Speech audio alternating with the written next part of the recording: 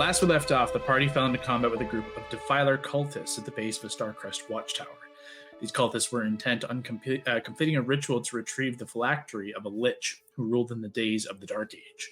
However, that phylactery had been hidden away and guarded by an eternal steward, a Starcrest Knight of Arrows. Gaining this knight's aid in this fight was paramount, and this ethereal form had been trapped beyond the veil of an etheric ward. It already cracked its surface, but it held fast until the crane stepped in to attempt to siphon the arcane energy of the ward into himself. As he engaged in this energy transfer, your presence had been noted, and you were swarmed by a group of skeletons and their necromantic master. In the fray, 2 of your myconid allies were lost, but the crane was successful in consuming the arcane of the ward and freed the trapped knight, who joined you in battle against these villains. Together, you defeated the skeletons and made your way into the final chamber. At the end of a long open staircase, a pair of defilers were mid-ritual at the exterior of a veiled archway, surrounded by shards of mirrored glass. With no time to lose, you followed the charging knight into this prison. A harrowing battle of slinging spells and radiant blows led to your victory, but not before the cult leader called out to Nazul. With a cry of penance and punishment, he pledged his body and soul to the warden, and in exchange, you watched as his torn and sundered form erupted into flame. From his corpse, only the blackened skull emerged, engulfed in green flame and cackling madness. The fight took a sudden turn for the worse, as the flame skull unleashed a devastating fireball that nearly sent you all to the grave. Thankfully, Andy was able to withstand the blast, and slowly but surely you worked together to each regain consciousness, your footing, and as holy water rained from the heavens, smote your enemy with the blessed water. Clinging to your last shreds of consciousness, you watched the roof begin to collapse and water flood in, threatening to drown you all. In a mad dash, you worked your way back the way you came. Finally, you lay atop the tower, as a geyser of holy water rains down from the open hatch. You struggle to catch your breath, hearts hammering in your chest, but you are victorious all the same as we begin tonight. Oh. I forgot that I was getting a baby at the end of the game, so I don't entirely... Yeah. Oh, yeah, you missed that part. Well, we lived. It got real close. Yeah. You guys got out. You're on the top of the tower, laying down. Geyser of holy water shooting out the open hatch. But yeah, everybody is here, present and accounted for. Virgil is also the lone standing myconid. Not everyone. Most everyone. We lost a lot of mushy buds. Virgil, are you okay? No. But will be. Yeah, sounds about right. Well, I think we avenged your people, but I know there was significant loss doing it, but I'm glad we were able to follow through on what we promised. As am I. The losses will only be repaid in new comers to our sovereign and to our colony when we are able to rejuvenate this grotto. And thank you for your aid in this endeavor, and the fallen will not be forgotten. No. Should we just rest here for a bit? A long time? We're kind of safe at the top of the tower. I don't think we have a choice. That's what I was hoping you would say. Good. Okay. Everybody else in? Yeah, let's just lay here for a solid hour, at least, and then Kyle, how long have we? I can't even say what time of day it is. Time of day? How long has it been roughly since we woke up? Very difficult to tell, given the lack of light, the loss of kind of understanding of time as you went into a big battle and where you are, but your bodies are very tired. You would assume it's nearing the end of day. What I will say is the top of this tower is not going to be a good place for a long rest, unless you feel like resting inside 3 inches of water. It's not going to give you a long rest. Okay, maybe we try to find somewhere else. Let's get the accent back. Maybe we try to find somewhere close. I'm a little worried about how bloody we all are and the scary flying shark thing. Just wipe yourself up with holy water. Just clean the blood from my fur. Okay. Lots of that. I'll just lay down in the water. Let's take. It's still kind of like raining, like a fire hydrant spewing water in a summer day. Can we Rain just shower. recap what happened there? We Yeah. freed like a spectral ghost who then helped us defeat like a death cult. And then in his dying moment, a skull of like, I don't even know, some undead spirit fireballed us. I don't even know what happened after that. I thought we were dead. Yeah, I thought so too. I forgot that I had a spell that can like absorb a little bit of elemental energy, so I almost died, and then I remembered that, and then God. I used my last potion on you, and then you got everybody else up, and then we almost died again, and then we almost drowned. I call it a win, right? Yeah, that was terrifying. I don't think I've ever attempted to kill that many people before. No, I definitely haven't. There I were have a lots question. of skeletons and undead too. I'm sure that's par for the course down here, but like, who did that's not. Raise your paw or hand if you've ever seen an animated skeleton before.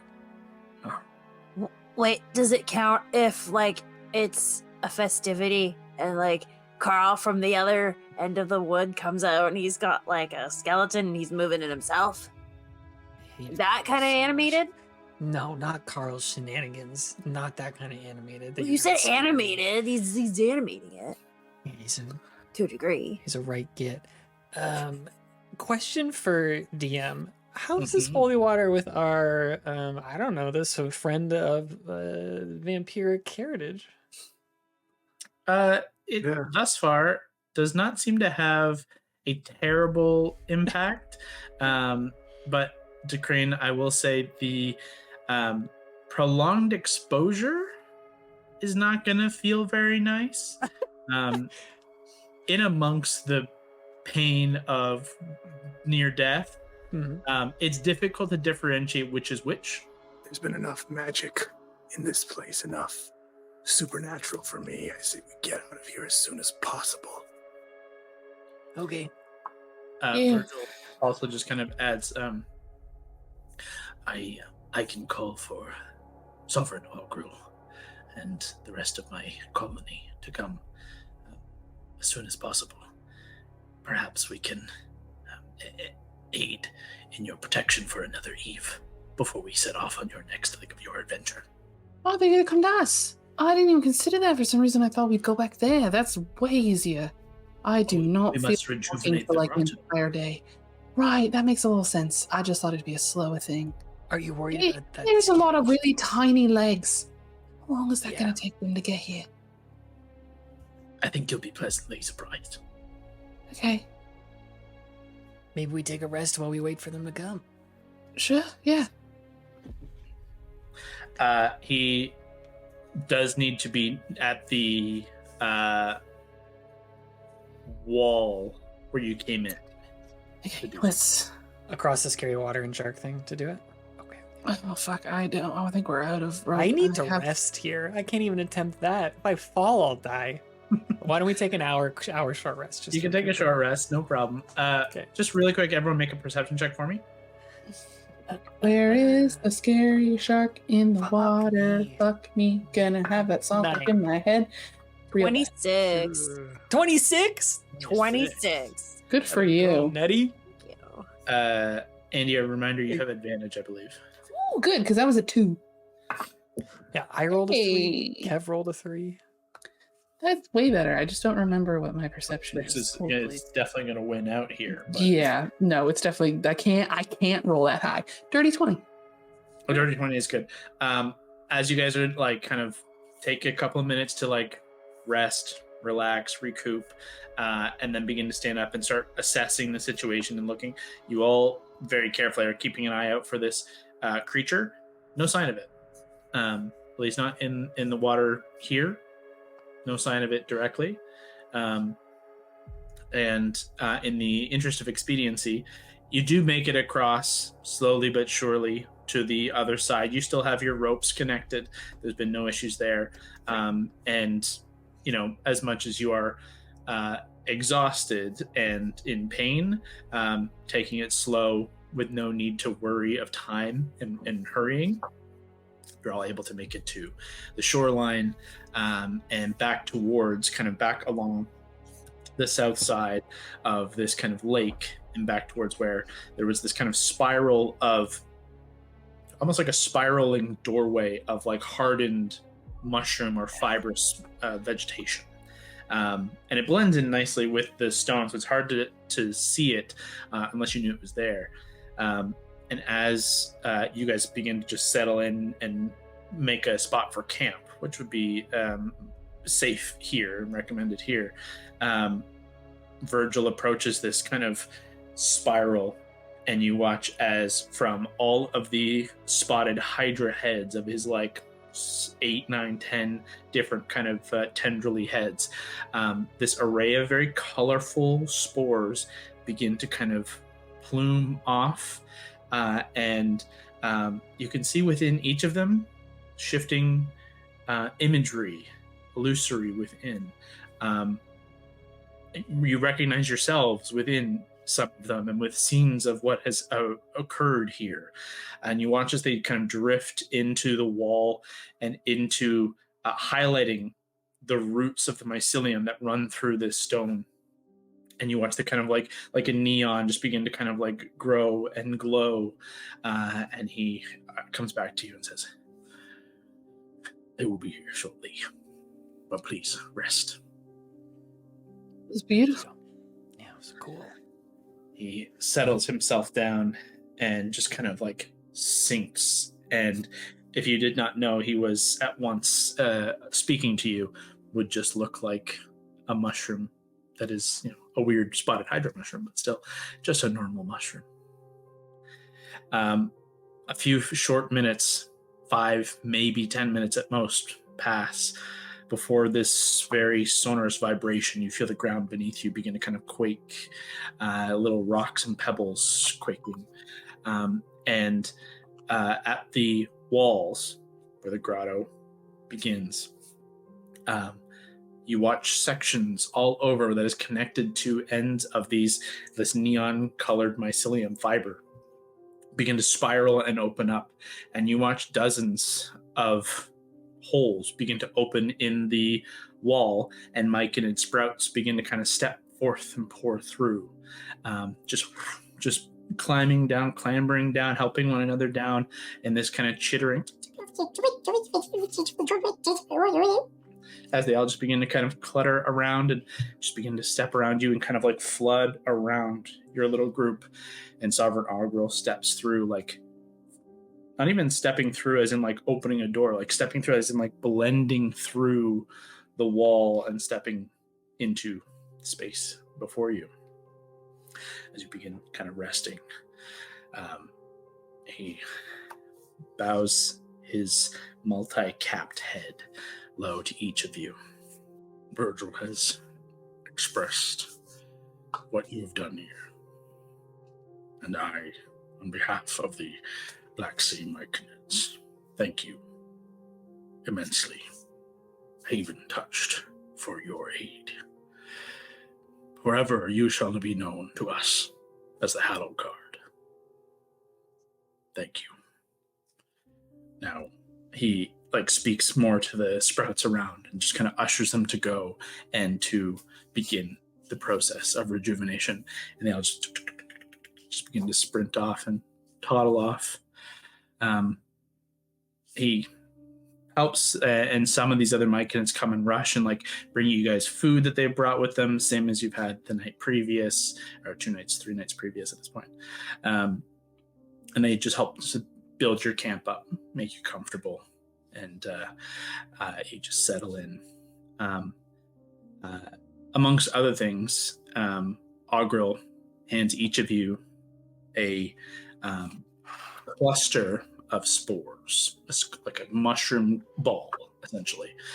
You can see fibrous tissue that's kind of this blue, neon blue, runs throughout this kind of small baseball-sized cluster. And he hands each of them to each of you as just a token of gratitude and to help you in your future endeavors before he too will make his way off to continue the rejuvenation while you rest. Sick. You can each add a myconid spore cluster to your character sheets if you wish. They have an element there that you can read and figure out for yourselves, but with if you wish, you could do further checks on it to see what else could be done with it. So we can add a myconid into our character sheet? Myconid spore myconid. cluster as an item. The adoption papers have come through. We got Virgil. We already killed so many of them. We don't get more. We didn't kill them. They died died heroes. just of their own They volition. just died in our care. They have Just like a number of baby owl bears. We kept one alive. Died. Only Same two. thing. That was Paul's fault. Spoilers for campaign 1. Actually, Is there anything you guys do? That was well before. Is there anything you guys do before taking your rest?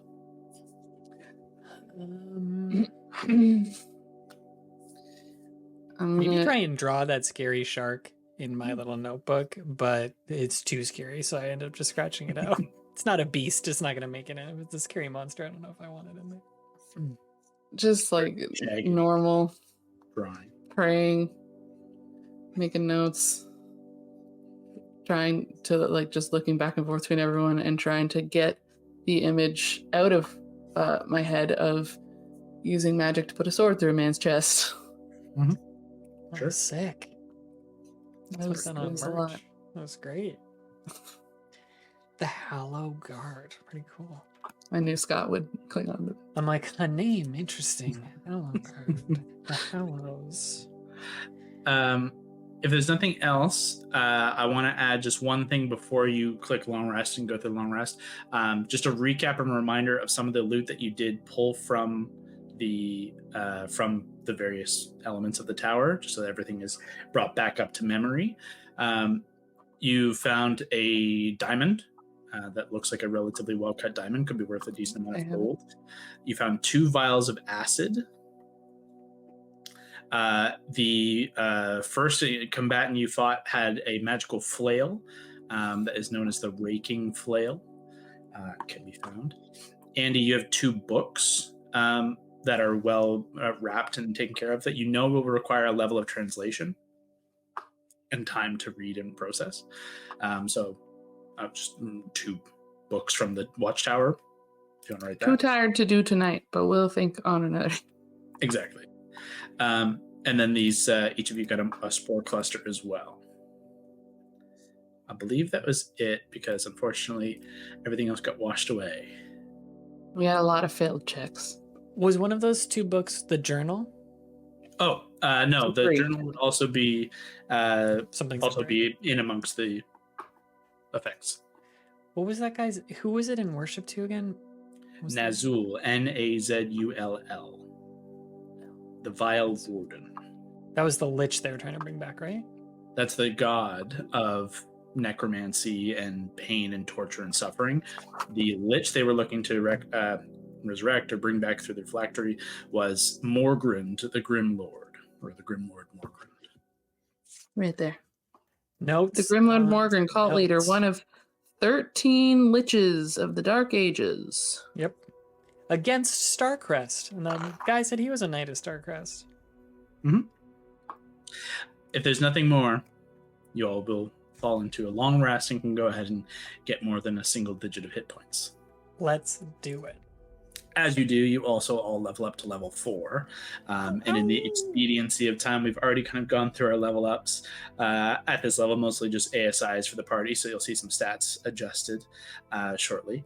But one thing we do are going to do is roll our hit dice for our hit points for our level. So D10s for Kevin and Allie, D8 for Scott, D6, I believe.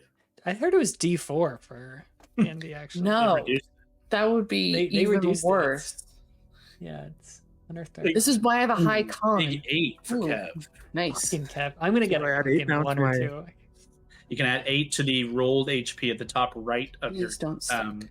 have your character edit levels or whatever. Or suck really bad. Those are the two options. Suck really bad, so I can re-roll you. I'm so nervous. As a reminder, we do reroll ones in our house. 5 Great. for the wizard. That's a good roll. I got just an did 8. my ASI. An You 8 got an for 8? Allie? Guys, I'm so nervous. It's gonna go so bad. Scott's gonna roll a 2. Scott's gonna continue the history of rolling a 2.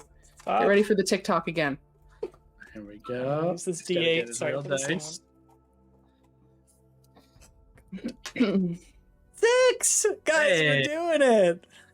That's New a good roll. New campaign. campaign. Ding. I think that's my dice. Val did have a Another bad one. history of rolling just the worst hit points. That was a Val problem. Yeah. Yep. Wow, I don't know if I've ever rolled that high on health before. 6 is a whole new world. Wow. So yeah, right, go ahead. that. Add that to manage character or manage whatever, and then up in the top right there should be manage HP, I believe. Gotcha. Yep. And it's rolled HP? And just in rolled HP, just add the number. It automatically adds your Constitution modifier. So whatever you rolled on the die, that's it. And then check your spells for the whiz casters to make sure you don't have to add any new ones now. Yeah. So the 3 of you who have spells, go ahead and look at your spell lists and all that kind of stuff. Because if you did up your casting stat, you probably have an additional spell to prepare. How do you remember? Big 30, y'all. What's up? You can see it down Done. here on my character sheet. Haha, 30 HP. that's pretty good. What's Actually, we said everybody this at before. now? Where is everybody sitting? 30 for Augustus. 30 for Augustus. I was doing spells. Hold, please. 42. 42. Ooh. Oh, nice. The tough feat. Mhm. It kicks Nanny, what do you ass. got? What do you got? 36. Nice. Andy, 14? I have more hit points than you, You my know, dude. you probably still will. Wait, why can't I do math? We've said That's this before. 21. But just stay on stream.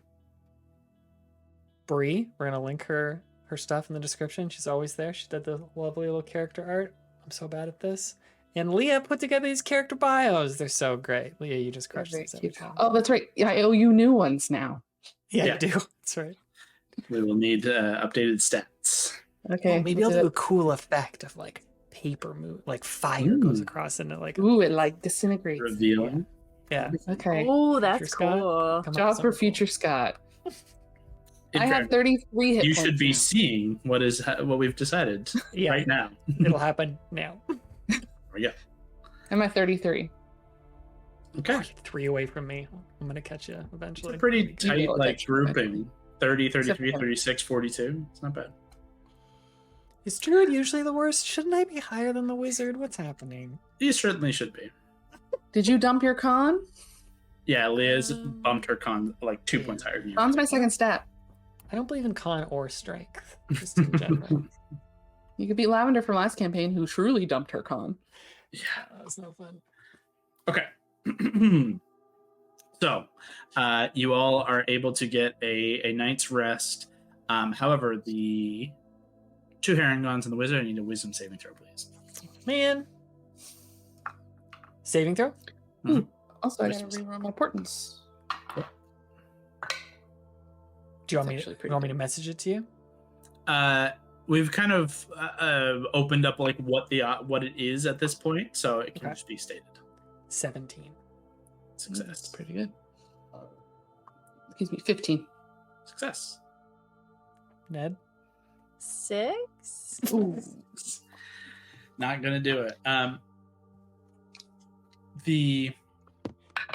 Perhaps the experience, perhaps something lingering in the brainstem of your that sense memory of that rot, and then the scent of the myconids going and what is to rejuvenate here is to like consume the fallen of their brethren, to clean, and by cleaning consume, and like kind of turn their the former, what's left, the husks of what was burned before, into sustenance for them. Perhaps mingling with your dreams, that vision plays over and over and over in your mind, and just stricken with fear, you awaken uncomfortable once more in the in the underworld with no comforts of home and only bad memories. And unfortunately, will be stricken with fear through the next day. Okay. As you all awaken, feeling stronger, more powerful potentially, Augustus, you awaken to just the slightest amount of weight. How do you sleep? Are you a side sleeper? Are you a back sleeper? A stomach sleeper? How would Augustus sleep? Are you just in a tiny ball next to your sisters? I think we often sleep like bunnies next to each other, probably. Maybe like head to head or something. But Ray's usually cradled as like a stuffed teddy, like between his arms. So where you're facing, as you kind of begin to open your eyes, immediately there is a presence that kind of shocks you. But then your kind of vision like focuses in, and you recognize the little yellow scarf around the neck of the myconid spore Durble, who has been patiently sitting, waiting for you to awake. Oh. I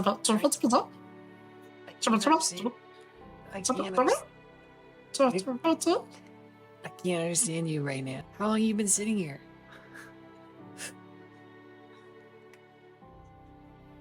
Good morning, Augustus. Good morning, Durble. How long have you been sitting watching me? Only a few hours. Oh, okay, that's good. I wanted to be here first for when you awoke, to deliver good news. Oh, okay. For you and your fellows, the Hello Guard. I and several others will be escorting you through to the Rime Sphere as requested, at your earliest convenience. Oh my gosh, that's amazing news. That's so great. Secondly, I have not had need of sleep since you've tasked me with finding a way to rectify your shield. And I have indeed found a way. Did you say you haven't slept since I asked that question? No. He toddles over and begins to kind of pull, larger than himself, this cluster of what looks like kind of red rock slate pieces that are like kind of bundled together. And he pulls this over and says, over the last 2 days, I have meticulously grown this rock lichen. And I believe if we attach this lichen to your shield and affix it with some additional components, it will bind and hold and grow upon your shield and make it stronger than ever. That's incredible. 2 days? You spent 2 days on this? It takes time to grow. You're just honestly, you're one of my best friends. Are you crying, Durble? I can't tell. I don't have tear ducts. But spores are coming out of your eyes. Okay, Durble, thank you so much. I'm gonna cry, Durble. Oh. You're welcome. And he just toddles off for a second, and then realizes, runs back. May I have your shield to apply? Yeah. Do you want me to help bring it? It's a little big. I would never want to inconvenience you. And he tries to reach up to take it. He can't lift it. He's okay, I'll just 3 inches. I'd love to just go to where you were working. You would be doing me a favor.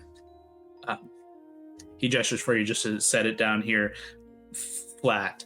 And over the next 30 minutes, he meticulously lays out the pieces, and you watch he kind of does a little bit of hand gesture, and you see some of, you're not sure if it's almost like a sap or elements of spore or just kind of this just myconid druidic magic, begins to kind of knit this rock lichen weave over your shield, and you watch over this half hour as the exterior, the front side of your shield becomes this kind of vaguely jagged but pretty sturdy looking shield. You can now add a rock lichen buckler to your character sheet. So cool. God, durable. He says, "Now, I would caution you. The lichen can be brittle. It should be fine in the underworld, but under the exposure of sunlight, it will become weakened, and over time it may not last if it is not tended to with magic of some kind." Okay, I'll make sure to keep it out of the sun if I can. I never want to forget this gift and what you've given me, Durable. This is truly one of the best gifts I've ever received. Don't tell my sister that. It is the least I could do. I'm sorry about your friends who came with us. I appreciate your words, but your actions have more than paid for their loss. Do you think Vigil will come with us? I believe if asked, he would. I think he has also earned his rest. But I think if one of the Hallowed Guard asked him to come, he would more than likely spring to action. We would never impose. He was just so brave. But no, it's great. We're hoping the way forward should be, it will be through the mycelium tunnels, safer than underland or overland travel, however you wish to think about it. How long do you think it'll take if you have a concept of time down here? It will take essentially 2 walking days. Oh, great. Well, I'm gonna go see about waking up the rest of my party, but thank you so much again, Durable. This was so kind. My pleasure. We will be at your beck and call at the mycelium door when you are ready to depart. I just try and put my forehead to his little mushroom cap. Just a little dunk. It kind of knocks him over, but you see a smile on his face. And then I'll go back to my gang and just sit with the shield and how cool it is and wait for them to wake up. Just touching it. Showing Ray it. It feels like hard as stone. Like the pieces are like incredibly resilient. And as you will find it if you haven't already, it is indeed pretty resilient. We're making friends, Ray. It gets scary sometimes, but we're also making friends and helping. She just brightens and then... And then I'll just wait for my friends to wake up. God, you opened up early. Normally the bunnies sleep in. I just show the shield. Oh, that's whoa. Yeah. What is Durable that? made it for me. He stayed up at least 3 days after I asked him to. Is that healthy? Can they do they sleep? No, I don't think so, but he was very proud of it, and I'm so grateful for his hard work. Hey, guess what? They said they're going to escort us, and it'll take 2 days to get to the Rime cave place, which is great. Yeah, that's excellent. Oh, that's great. I was not looking forward to fighting more like slime things and cultists and whatever the heck that weird crab thing was. Mm-hmm. Yeah. Okay, great. I gotta go over in this corner and pray for a solid hour, 20 minutes. Is there, I'm also gonna take like 10 minutes to try to figure out how, potentially these things like really work. Hold up the little, mushroom. And then I'll report back. Do you want to look at the scary flail too that we got from that big guy who killed my mushroom friend? If we have time, I can. Can any of us use a flail? I'm not exactly No, it's almost bigger than my whole body. Okay, yeah, I mean, magic stuff actually. Did you know that magic stuff actually, if it's like magic enough, it doesn't really matter if it's like too big for you. Like it'll like shrink. Really? Like armor too. Yeah, if it's magic. If it's like normal, not so much. But One time I made a mask of birch bark. cool, fun fact. Yeah. It didn't fit very well. I don't think it was magic, so it just kept going over my eyes. Oh, well, maybe we'll find you a magic mask. I just felt like I had to contribute something to the conversation I didn't know. Sure. Okay, I'm gonna go over here now. Okay, I'll just keep looking at my shield. Oh, like identify properly with Ritual. ritual. Yeah. Little do I know the buckler's poison. It's just cursed. It's a cursed item. Turtle's been trying to kill you this whole time. Immediately touch it, it kills me. No. The myconid spore cluster does as it says in the Indeed, Beyond, yeah. in D&D Beyond, but for everyone here, as an action, you got this little kind of softball of myconid spores. You can crush it in your hand, which will release within 5 feet around you, but also impact you potentially. Or you could throw it up to 20 feet, and it erupts on impact, creating a 5-foot radius sphere of spores. The area is heavily obscured, almost like smoke bomby. Sick. But it also forces a Constitution save or 2d6 poison damage. Oh, great. Thanks, friends. Andy, go ahead and make an Arcana check as well. While Andy does that, should I remove the -1 from Black Pudding attack that I put on my... But you can remove the shield and add a new shield. Great. I did that, but it still kept... I'd put my armor class a -1 magic bonus, so I'll just take that out. You can remove that, yeah. And your new shield will have its own. Oh, great. 17. You gather that the spores and everything within, after identifying and understanding like what it is they do, obviously there's an offensive component to this. However, your experience in crafting and your understanding of the arcane nature of this, if you were inclined to, with alchemist or herbalist tools, a little bit of purified water, and another common kind of restorative component, like lungwort or sourgrass, you could craft potions of poison resistance with these, should you be inclined. I have a herbalism kit. Yeah, I was gonna say I'd bring that back to Augustus and let him know. So you have options. You can use them as their kind of like smoke bomby poison bombs, or you could craft potions of poison resistance. All Cool. right. Good to know. Do I know roughly how long that would take to craft it? Like, are we talking like days of fermentation? Or are we talking like you need a downtime day?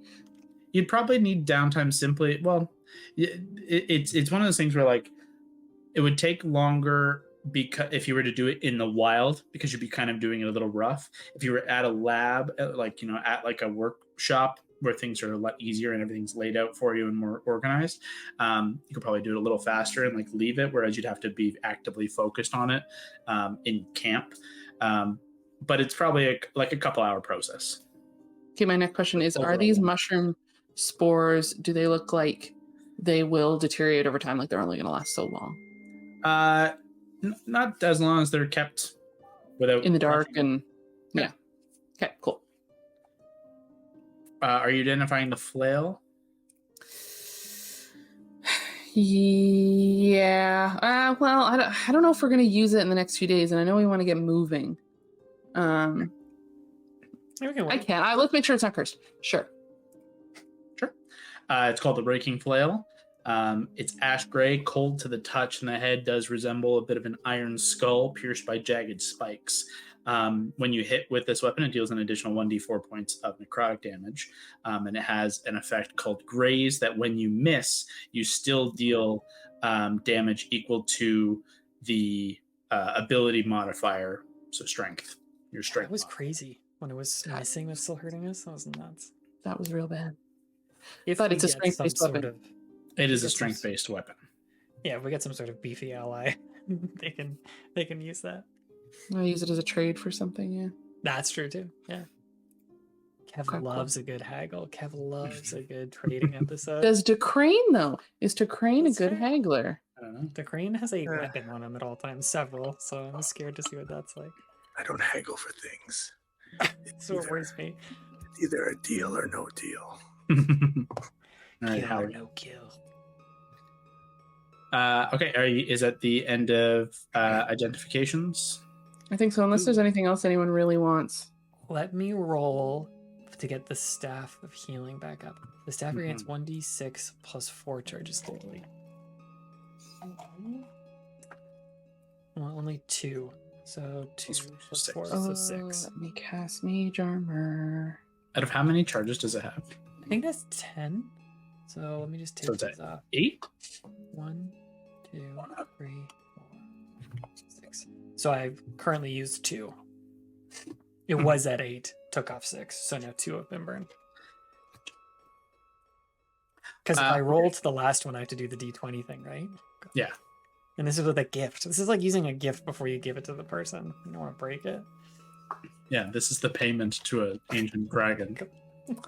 Don't piss off the ancient dragon. Probably wouldn't want to lose that. All right. Well, if that is the end of Andy's kind of identifications, that takes. I mean, you did 2 things, so it would take at least 22 minutes. Yeah, 22 minutes. Sorry, each. Plus, kind of getting ready and getting up for the day. About an hour past the time that you guys have awoken. If there's anything else, you are free to continue the travel or anything else you want to do. I think just get going. Have some food and then get going. Keep brainstorming party names for future branding opportunities. As the morning comes and the branding opportunities get flowing, the long rest achieved, you have leveled up and you begin to follow your myconid guide into the secretive mycelium path through the mountains and through the underdark, through the underworld. It's weird to travel through these tunnels, as they are like tunnels the size that are very... Andy and DeCrane, you are hunched for 2 days of travel. The ground is spongy, which is also weird, and it's all lit vaguely, loosely by kind of this faintly shifting, moving blue energy. So it's easy to get a headache and feel very trippy as you're making your way across, and you have nothing to see. You're just in a tunnel. Is it like walking on sand? Hurting? It's more like walking on, like, like at parks and playgrounds and things where they have that like spongy texture. That's what it is. So fun. Love it. The bunnies are loving it. It does feel very nice to the bunnies under your little paws. However, over these next 2 days, you do travel west by the roots of the mycelium, surrounded by the joyous chirps and chittering of the myconid sprouts. Durable hardly leaves your side as the days pass with ease. You rest one evening, exiting the mycelium, but finding kind of just a cave with no other entrances, so it feels very safe. But as you set off another day, can I pause you there with one downtime thing? Yeah, of course. On this first night? Yeah, on this first night. Could I open, because the Immortal Man gave it to me, could I open the Draconic Accords of Vigil and see if there's any reference to Clandestryx? Yeah, I mean, go ahead and make an investigation check. It's a pretty big tome. So like trying to find, one specific thing is going to be kind of difficult. So it's a relatively difficult DC. There's no index. Not in this. Unfortunately, the 8 is like a good 8. You don't find what you're looking for, but you find a lot of cool ass pictures of dragons. Love it. It's dope as hell. Like a lot of really cool detailed pictures of dragons, and you see, one of these massive kind of double page spreads, almost like a Colosseum, where there are 9-10 different dragons, all heads like looming down at like over a tome being held out on like atop a pedestal in like a meeting, all chromatic, metallic, gem present. Like if this is a true moment in time and not just an artistic rendition, it would have been a momentous occasion to see all these dragons together in this one space, not murdering one another. I think I get so enraptured by that and lost in it that I just fall asleep. Like, I just can't even move past that page. It's so cool. And then fall asleep. Book on my face. I think that's probably something I'll be doing during downtime, is reading that, because it's so fascinating. So I'll try and remember to bring that up. For sure. I will try and as the time goes on, give you little bits and tidbits of information as time passes in which it would take you to read it. Is there anything else on this kind of first night of downtime after a day of squishy mushroom travel? Maybe I'll go hunt for some energy source. Two things. You certainly can ask them the myconids to like get you back in like out of this kind of cave and go on a hunt should you wish. After consuming that ward, you are top the fuck up. You feel $1 million, and I will add, you think that you could kind of take that again if you were to find something similar, to the degree that I have not quite made it in D&D Beyond yet, but I've designed a feat for Decrane specifically to consume Arcana in the same way that you did. So cool.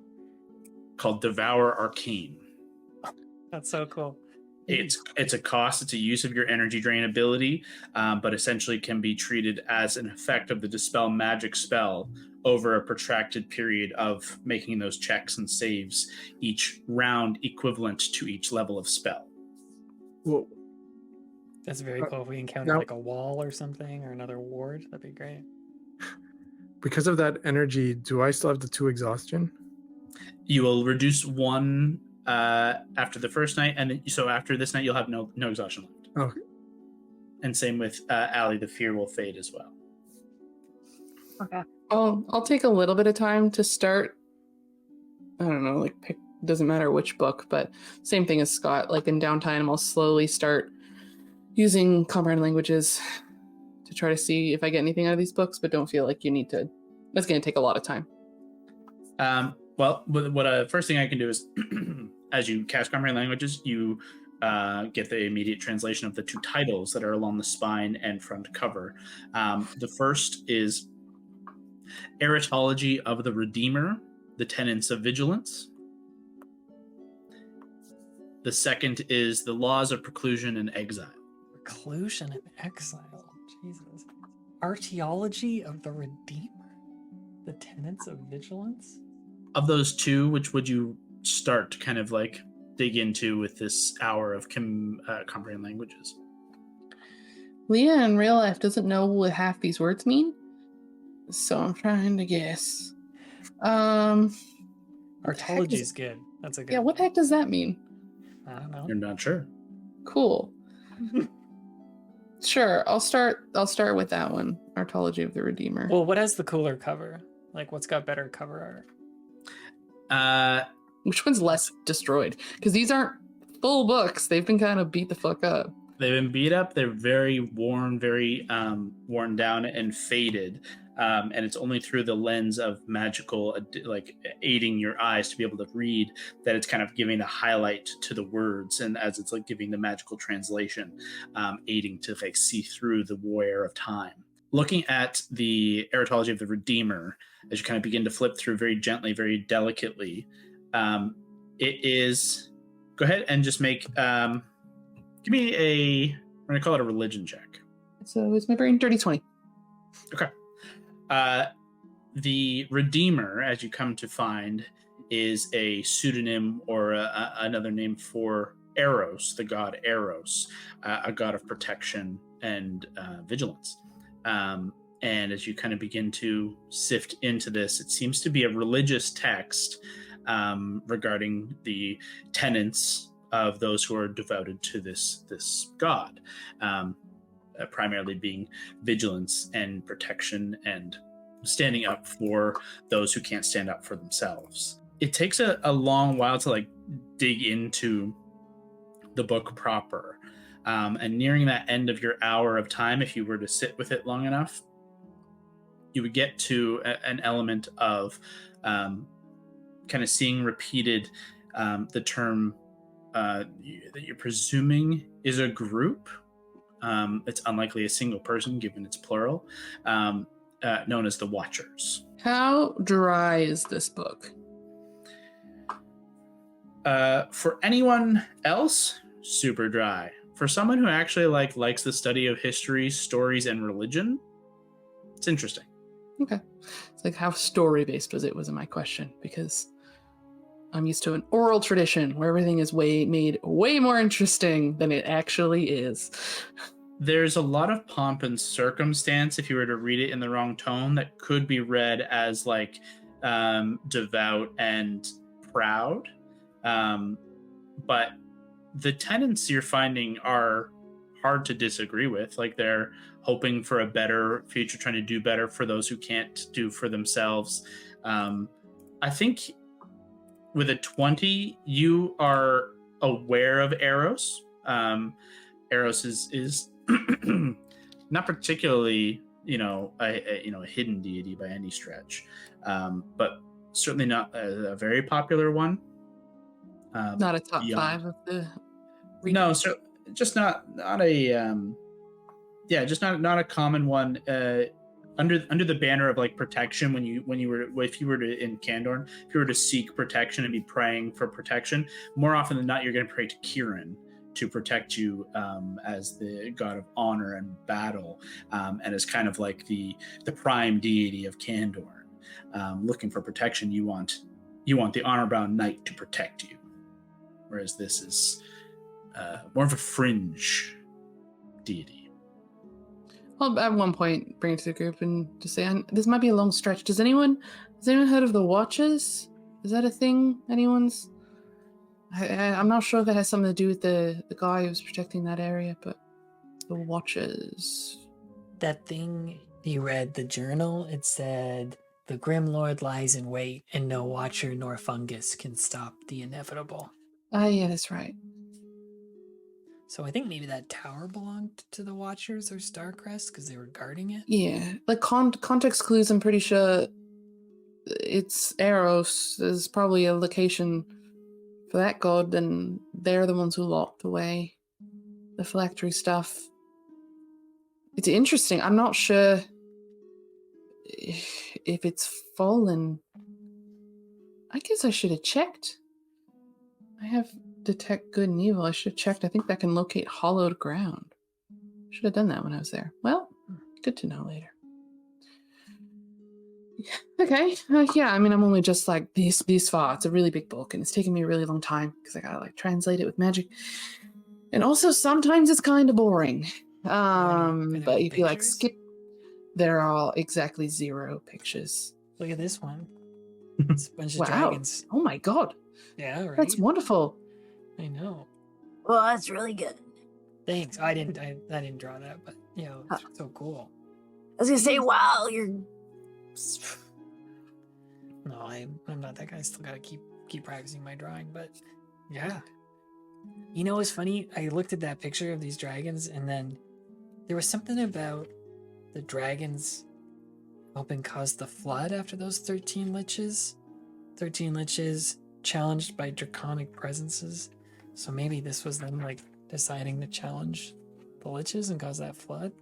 Have you guys ever talked to a dragon before? We're about to go talk to that dragon. I'm pretty sure I didn't know that dragons were like a thing anyone could encounter. I thought they were like hidden or for fancy people, but like I didn't it's like they're a myth, even though they're not. The crane? I've heard tales of dragons on my journeys, and from what I can tell, they sound like stubborn creatures not to be trusted.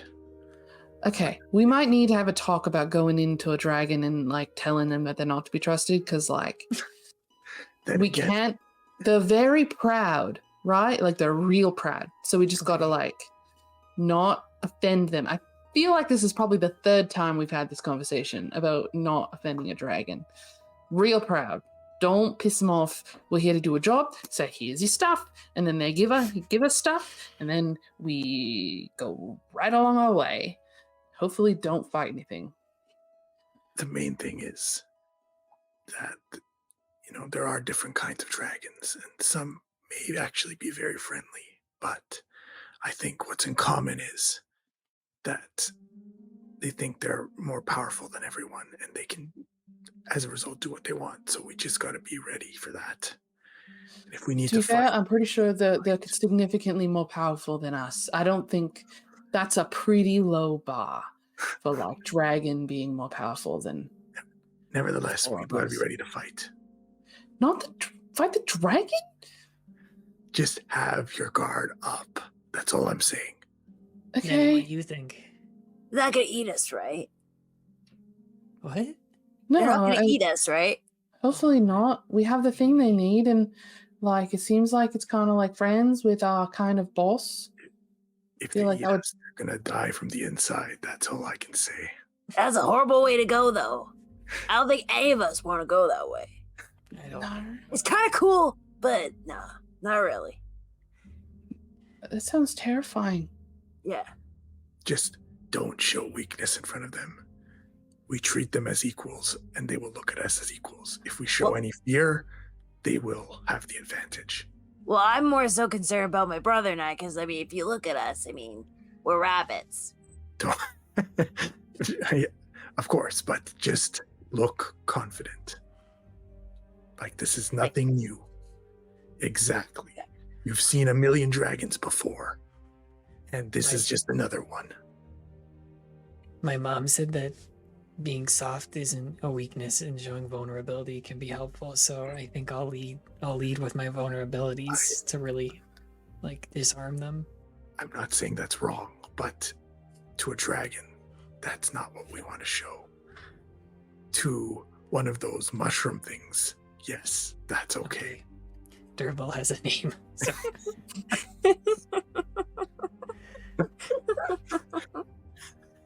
Just turn over. Kyle, you're muted, by the way. I'll just turn over. He's been there the whole time. He's just Yeah, he's just on my shoulder. he's just He has at a the name. waiting to like come into the conversation, just watching. He's just looking up at you guys. Okay, I'm gonna go to sleep and try not to think about being swallowed by a dragon. I'm gonna put up my little light. It'll be good until I fall asleep, so I'm sorry after that. Okay, good night. Good night. Green, do you Night. actually want to sleep tonight? And I can go and watch? I can watch, don't worry. You get your rest.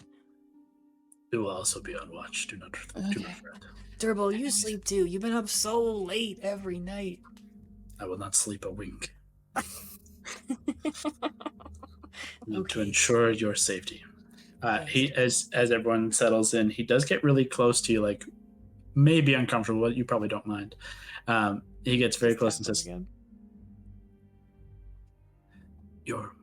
I've seen you drawing in that book of yours. Would you draw me? Yeah. Immediately get up from lying down. Take out his little feathery quill. Can you strike a cool pose? Perfect. And then in a very like reminiscent of Titanic, except it's a mushroom and a bunny, just start drawing. He holds perfectly still. Doesn't move a muscle. Cut in on my eyes, cut in on the quill moving, the paper. Oh, durable. It's funny. He just kind of like when you're finished wants to like look at it. And he just smiles. Just, I've never seen what I look like. Thank you for sharing with me. You're beautiful, Durable. You're strong. You're brave. It's mostly the scarf. No. Please, have your rest now. Thank you for indulging me. No, thank you. I will be on watch. Just stands 4 feet back from you. Still open my eyes, look at him, look at Nettie, and then go to sleep. Again, you guys find rest. Safe and sound, protected by... There's like 36 like myconids with you. Like they're all very small, but they're all with you, so they're always around. As you get your rest another night in and set off the next morning, you travel another day by the mycelium tunnels. And as you're coming through another day, starting to get a little weary, definitely feeling a little bit of the headache from this like weird tunnel lights. The mycelium itself begins to come thinner and tighter and tunnel until it becomes even cramped for the Herringons. And Andy and DeCrane, you guys are almost resorted to like crawling before Durble halts the troop, and the sprouts collectively lead you through the nearest spiral and back to the underworld proper. Where you exit here back into the caves as the spiral turns and opens, immediately frigid wind blows in. It's been more or less temperate within here, so this is a little startling. The myconids immediately shrink away, retreating behind you. And as you exit, it is not the bleak black void of the underworld landscape that you've come to know. Instead, the expanse is surprisingly breathtaking. A picturesque polar expanse framed beneath a glittering night sky, or so it would seem. The frost becomes star-like points in the black cavern above. In the air, you can see frost and snow drifting that refracts light almost like an aurora. Crystalline mountain peaks and glacial flows stretch before you as ice, snow, and crystal become the landscape in stark contrast to the black rock of the underworld. This is unmistakably the realm of Clandestryx, known as the Rime Sphere. Cool. I got really excited that we might be outside again, but then you jolted us Yeah, I would say there'd be a point where I try to like pull out my sleeve to see if anything glows, and then get a little sad when it doesn't. Pull it back down. Durable, thank you so much for leading us here. It was my honor. Is there anything we should be aware of? Any predators around here or anything that you know of? Unfortunately, our kind cannot stay long near these temperatures, so we rarely, if ever, travel this way, only on special occasions such as this. Well, thank you for taking us here. I don't want to keep you here if it's going to hurt you and your people, but it truly was an honor to meet your entire colony. The honor is all of ours. Thank you again, Halgard, those of Haven. You have brought stories to our colony that will be told for generations to come. I will tear out the picture I drew of him, and I'll have scribbled a new one, and I'll hand him that drawing. Yeah. And I'll have drawn one of me. He takes them and doesn't cry because he can't. But he gets very choked up and holds them very close, the size of his whole body. Farewell, Augustus. Farewell, Durble. Give our best to Sovereign Ogrel. Best of luck on your travels, Halgard. We will meet again in this life or the next. Can I take at some point in this last chunk, once you realize it's coming to an end, find somewhere some kind of mushroom situation that I can dislodge and like kind of like use mending, tie it to my staff so that it'll like grow there? Yeah, there It's are a memento. on the interior of the mycelium, and basically each time that you come out where these spirals are, it naturally, like, more mushrooms grow off of that area, and the spores kind of find home. So you would have had plenty of opportunity to find any kind of mushroom you really want. I would take one of the ones that glows if one of those is available. Yeah, sure. Tiny little glowing blue mushroom. And use a bunch of, you know how you like train a plant so that it'll grow in that way, like do that so it'll eventually take root. Yeah, no issues there. With that, I think we did say we bought cold gear, so after saying goodbye to them, we put on some of our little cold gear. you guys bundle up and become a little bit more comfortable against the, not quite like blizzard, but certainly going from, comfortable, temperate to there's actively snow falling from something.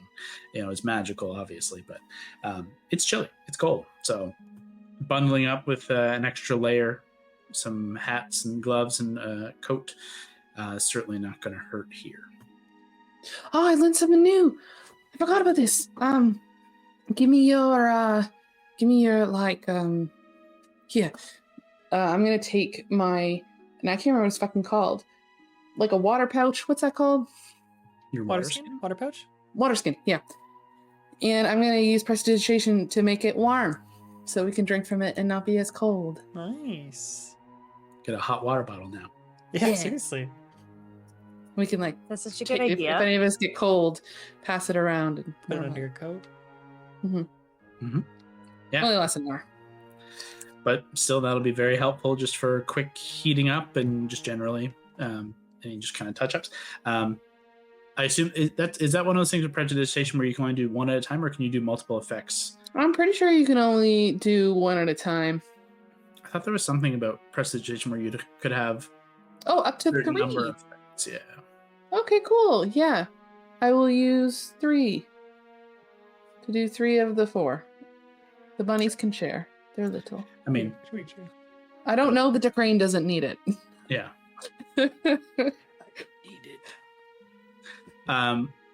So you guys stand here before this peculiar, odd, icy expanse. Notably, not just ice crystal, but like gemstone, massive pillars of gem crystalline structure in amongst the ice and snow. What do you do? So to recap, looking over my notes. 6 months ago, the Silver Highlands divining network rod failed. We have come here to speak to Clandestryx, the crystal dragon. Speak with respect. Alliance investigation, Lake Ward, Void City. We should take cold gear. I think we just have to find her, right? Yeah, there was like a certain mountain. 1 second. The hot spring, a hidden cave. The peak of Silver Highlands, the Grunder. That's the second. That's the second divining rod spot, not the. Oh, yes. Yes, sorry. The peak of the Silver Highlands. That's That what we was gotta to the go to. underworld. That's the What first is it? divining rod spot. Clandestryx, Christmas Dragon. Wooden staff. Black Sea, blah, blah, blah. Jesus Christ, I can't read my own goddamn writing. I I don't don't think have anything Flies- specific she's about gonna where to fly us go. there, potentially, right? Yeah. if you guys are chill. Well, We're chilled, It's gonna be Crane. fun. We get to fly on a fucking dragon. maybe. I think it was. I don't remember if it was one of you who suggested it or Ludomir who suggested it, but it was like, yeah, like if you are, I don't know, if you can work that into it, it's a possibility that the location should align where you are underground should align with an element of the Silver. You're under the Silver Highlands here, and she could take you up to the surface level. Could take you up to the surface level. We'll have to see how this plays out. But first things first, you gotta find her. What was the Brunder Kiln? Brunder Kiln is the village where the second divining rod location is. Gotcha. So the first is the Silver Highlands. The peak of the Silver Highlands is there's 24 divining rod spots. 2 of them have failed. The Silver Highlands one has failed, which is in line with where you are currently, as I said. And then the second is Brunder Kiln, this village where there's this geothermal hot springs. Behind there's a place. It's an iron home, which is a stout folk kingdom. So you'd have to travel down the mountains and then southwest by a number of days that I forget. So could I make... We were told that Clandestryx, she likes treasure. She's probably going to want a classic spot where she can hide some of the stuff and hang out. Could I make a very obvious perception check to see if there's any like caves or anything in like the surroundings around us? Sure. Go ahead and make a perception check. Actually, if you want to hold that, we if there's nothing immediately jumping out, obviously this would be kind of an element of this. My thought was to do a bit of a skill challenge to try and track down, to try and find the lair, see what you could do. Perception to look for this. It would be exactly one of those potential skills. So we want to go through that process. Yeah. Then keep my trash portent. yes, we're just going to carry over exactly as Keep the trash. as was. You don't get to roll more fun ones, unfortunately. I think it just makes sense. It's easier that way. No, it totally makes sense. So for this portion of a skill challenge, one thing of note, you've traveled a good portion of today already. So there's not a whole lot of time left in the traditional day, even though you can't see the sun. Your bodies are tired. You've been walking for like 5-6 hours. So like it's been a decent amount of travel already. So you're going to want to, in the next 2 to 3 hours, either have found your location or be resting, like and retreating and resting. Obviously, you can push through should you wish to. If you think you're close, push in deeper, whatever. But you would risk exhaustion as you continue to push in. To that point, as we begin this skill challenge, a single check here is going to constitute a certain number of time based on the pace at which you're making your way through the realm here. At a slow pace, a single check will constitute an hour of searching or whatever it is you're doing. At a slow pace, you can use stealth. You could be moving stealthily. You could be using your passive perceptions to keep an eye and ear out for threats. Alternatively, you could be moving at a normal pace where a check is 30 minutes. You cannot be stealthy, but you can use your passive perceptions with a slight modification on my end. I'm voting normal is how I'm feeling. A little faster. I think so too. I think we're like anxious to get to where we want to go, but don't want to run because we learned our lesson from last time. Well, realistically, fast is not an option when searching for something here. Yeah. Like, you're not going to find anything by running through here, except trouble. So really your options are to travel slowly, stealthily, or normally and just make your way, try to speed that process up, but it'll still be a half hour per check. Cool. Yeah. Let's do it. First check up. Perception from Augustus. 19. A 19. Okay. So looking for signs, you specifically said like caves or like structure, something that would constitute like obvious sign of potential habitation or lair as you guys begin to make your way in. I'm almost thinking to layer it, that could even be a future spot we could long rest to. Like maybe we could find it, but we could also think about, oh, maybe we could hide in that one. That's an excellent point, because over the 30 minutes, what I would say is you do find like a small cave. Like there are lots of like little sections where like crystal comes together and grows up over, making a bit of a prism, but there is a section where there is kind of it dips down and you can find almost like a little hollow. It doesn't lead to anything draconic in nature. It doesn't lead to a lair or anything like that, but it does get out of the cold, and it would serve as somewhere to lay down in and hide. Can we all fit? Easily. Sweet. Very comfortably. Within a half hour, as you begin to make your way into this realm, the snow and ice that was kind of not falling like heavily, but it begins to like dissipate, begins to open up. Everything clears, and you can see more clearly the aurora flowing above, and there's like it just gives that very faint illusion of starlight twinkling above, with the ice crystal up in the kind of in the sky of what is now jagged stone. Augustus, two things pop off of your perception. The second, Enid and DeCrane, your passive perception gather a piece of it as well as I get there. But firstly, with a 19 perception, it's a ways off, and it's very, very high.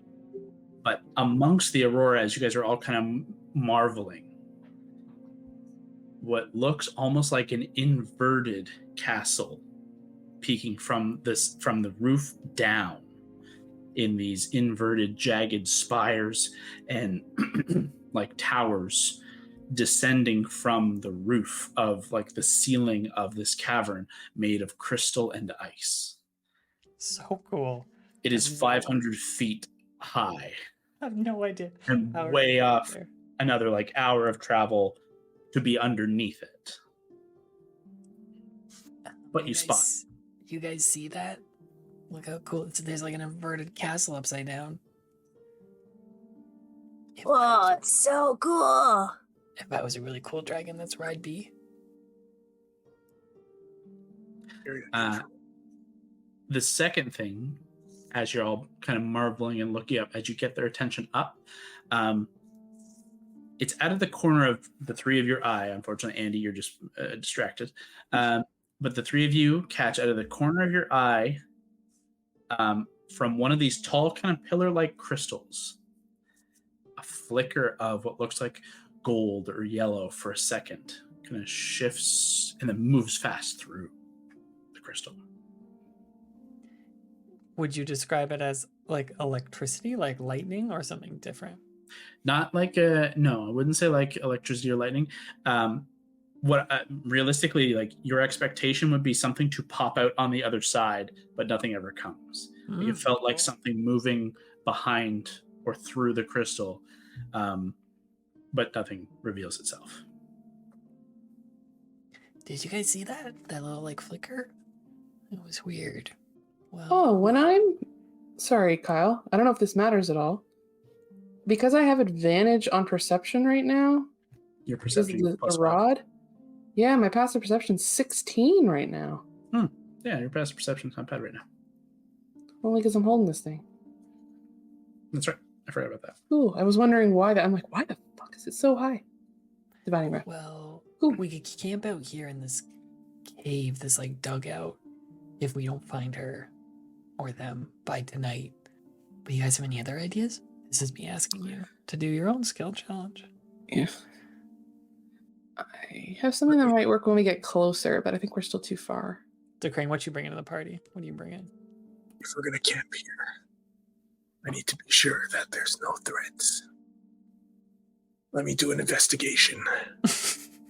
You're free to do an investigation now. Are you investigating for threats, or are you investigating to try and find signs to kind of help or lead you closer to Clandestryx? Because in theory, those would be two different things. Well, I mean, this is an unfamiliar area, right? So Fair. I would say threats. Sure. What was the total of that? 11 plus investigation? 11 and 0. 11. Okay. We're so bad at investigating our whole party. So bad. You guys begin to kind of like fan out a little bit from this space, making your way around. One of the advantages of this area is that like there's no vegetation, and most of the terrain to hide behind is crystalline, so you can see through it.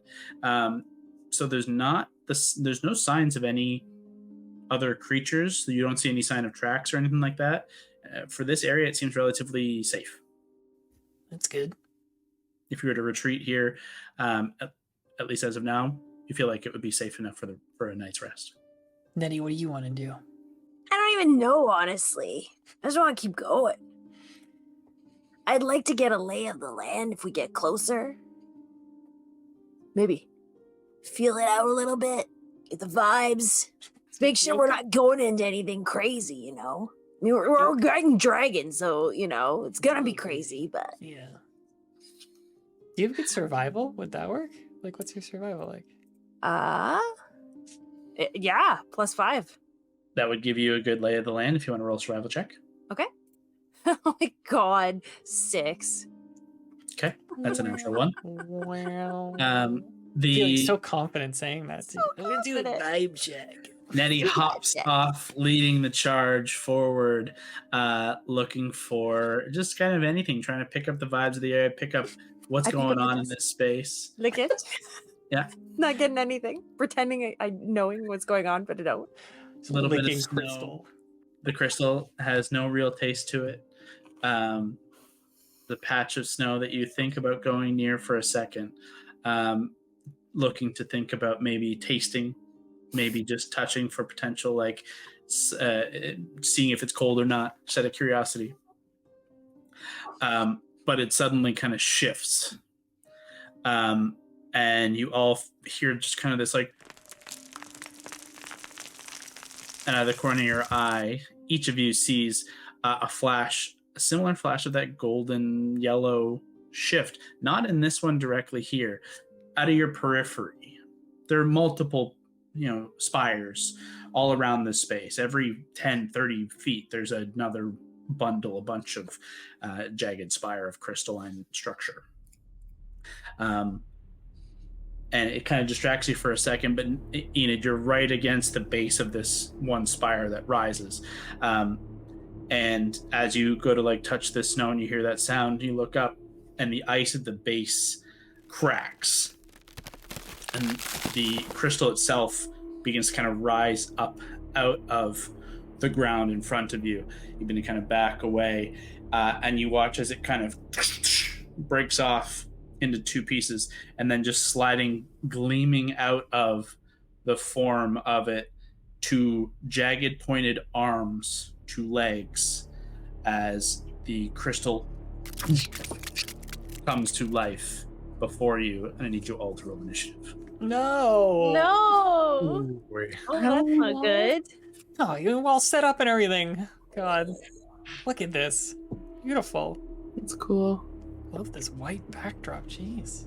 That looks That's awesome. really good. I'm going to change my It lighting. looks like snowy. Yeah. Oh, Yeah. man. Almost had a good roll. Yeah, Leo, what's the house like snow budget? Do you guys have like potato flakes you could have fall, or Little I have pieces to, of asbestos from the ceiling. That's what they used on old movies, right? on a fan? Guys, my initiative's slightly less trash now. Hooray! It's about the same. And I rolled low. I did Okay, roll 25 to 20. 20 to 15. 19. Nice. Come on, Crane. I'm always thinking you're gonna roll high. Hondo rolled like he couldn't roll bad initiative. 15 to 10. Guys. That's 10 right to up 5. Oh, 10, sorry. Augustus. And then 10 to 5? 9. 5. That was a nat one for the listener. Shit. That's bad. 2 nat ones to start this. Great. Gotta switch out my peaceful Skyrim snow music. Okay. As this creature begins to pull itself out of the snow directly in front of you, Andy, you have first initiative as you hear another one on this far side come to life here. As it begins to rise up before you in action, what do you do with your turn? I was not prepared to go first. I'm kind of close to it. So I think I'm actually gonna cast. Oh, I only have I have 3 seconds now. I think I'm gonna cast Mirror Image on myself. Great idea. Always good. Yeah. You touch yourself and just these spectral forms of you similar to those you've seen used when Andy uses her divination to bend fate begin to kind of like echo around her. Cool. It's my action. Mhm. I might take a step around so I'm behind a crane. I don't want us to be in a huge group in case these things have like an ice breath or something. But I feel like no matter what, that's gonna hurt us. Yeah, it's fine. Okay, that's it. Okay. That ends Andy's turn, takes us to the crystals. You watch as this crystal rises up and begins to hover. And then kind of as it's kind of hovering like a couple feet off the ground, which is only just above Enid's head, begins to slice down with both of its kind of pointed crystalline arms as it makes 2 attacks against Enid. Enid. Oh no. That is a 17 and a 13. 13 doesn't hit, but the 17 does. So the first one against you is going to be is that a 6 or a 9?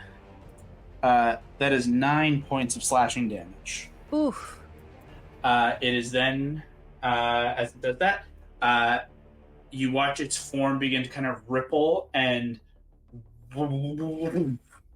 disappears from in front of you,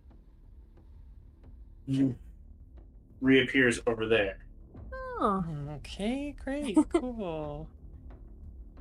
This one is going to and reappear right between DeCrane and Andy, and is going to make one slash against each of you as it brings its arms across both of your bodies in a kind of diagonal slice. Oh boy. Against DeCrane, that is going to be only a 7 to hit. Nope. And against Andy, that is a 21 to hit. Yeah. How does mirror image work again?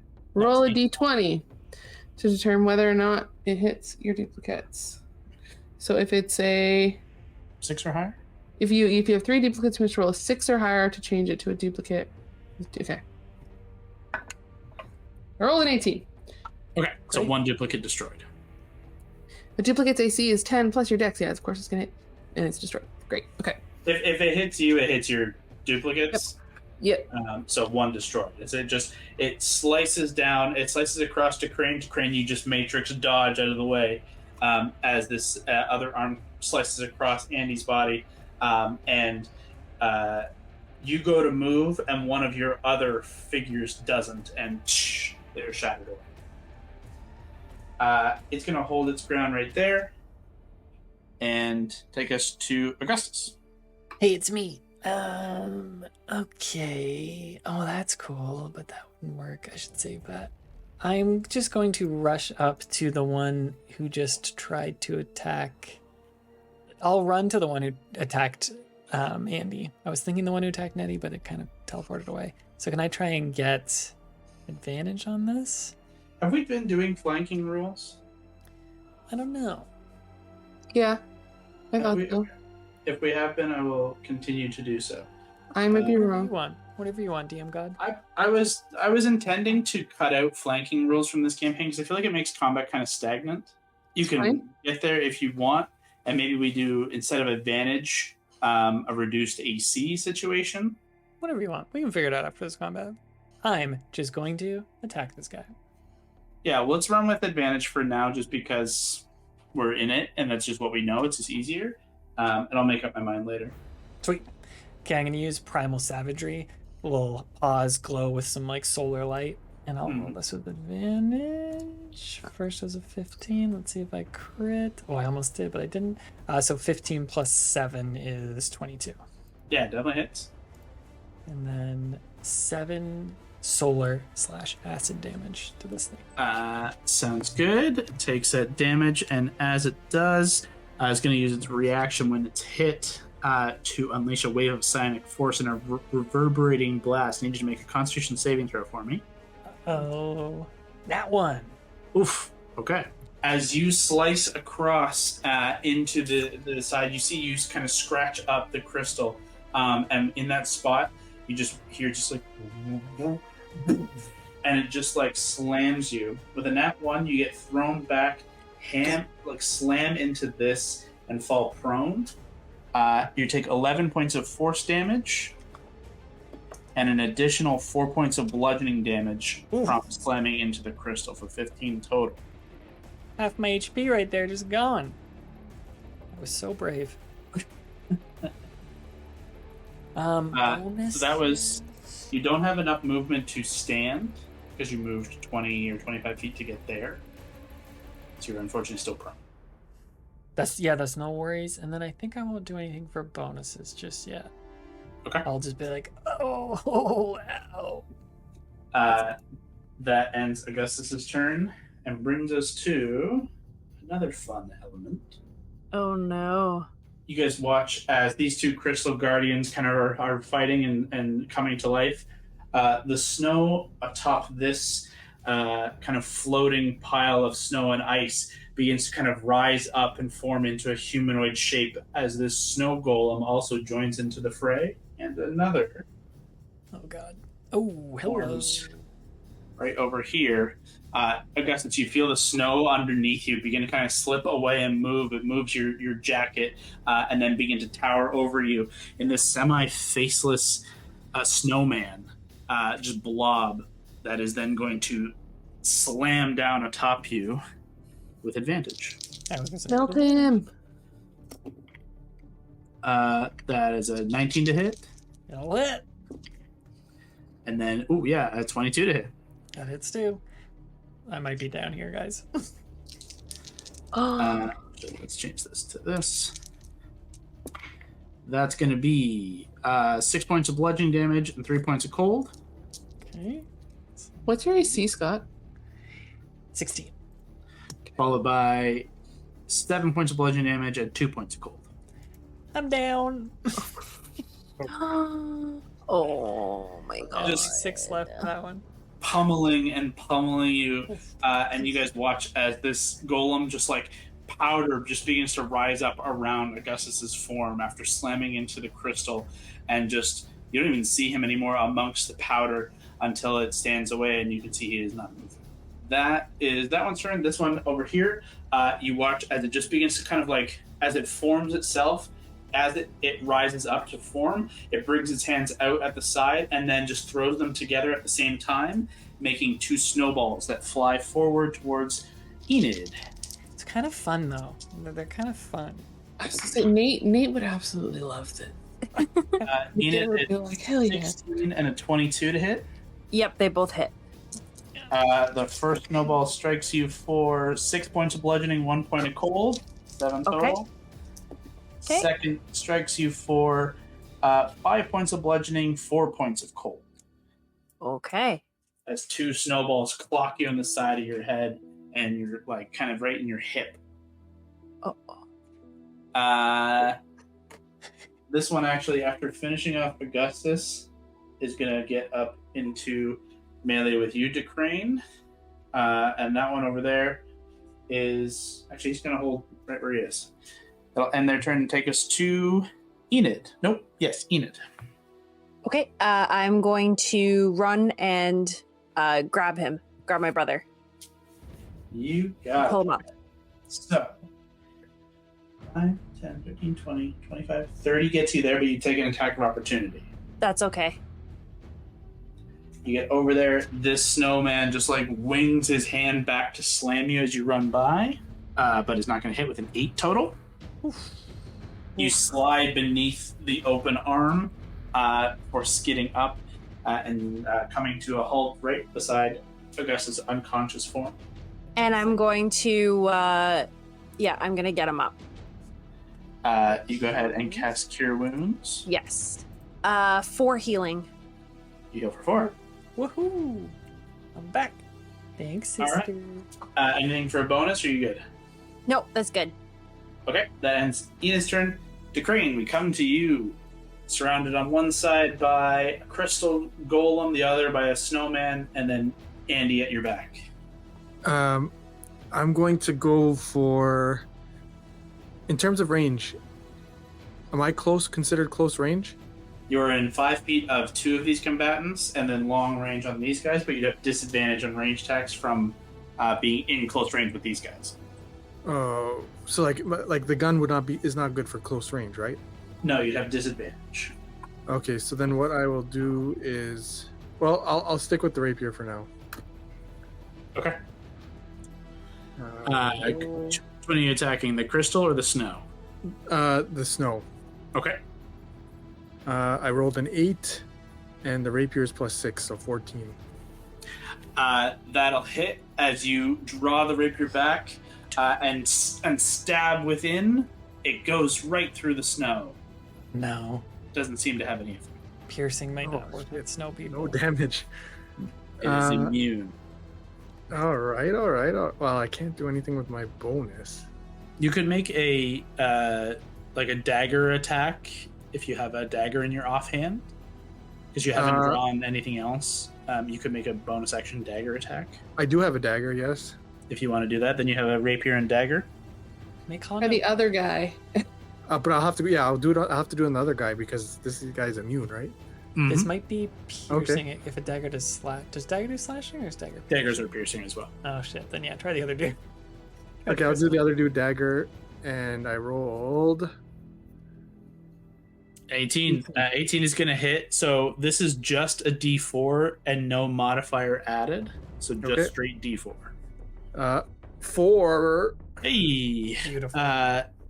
As you turn after this first strike, drawing the dagger and immediately just plunging it into the crystal, you kind of jam it in, and it does find purchase and deal damage. So Crane, stab forward with one, finding no effect. Dagger, stab off to the side into the other with effect. That's your action. Bonus action. Do you gonna stay? I can't move, I take a hit, right? If I move. The snow has already used his reaction, and this guy has also used his reaction. So you don't. You can actually move away freely if you wish. Okay. I would like to move a bit back to get some range for my Back gun. up here. 5, 10, 15, 20, 25. That's good. Put you there. All right, that ends to Crane's turn and brings us to top of the round, Andy. Okay, if they've already used their reactions, then I'm gonna do the same.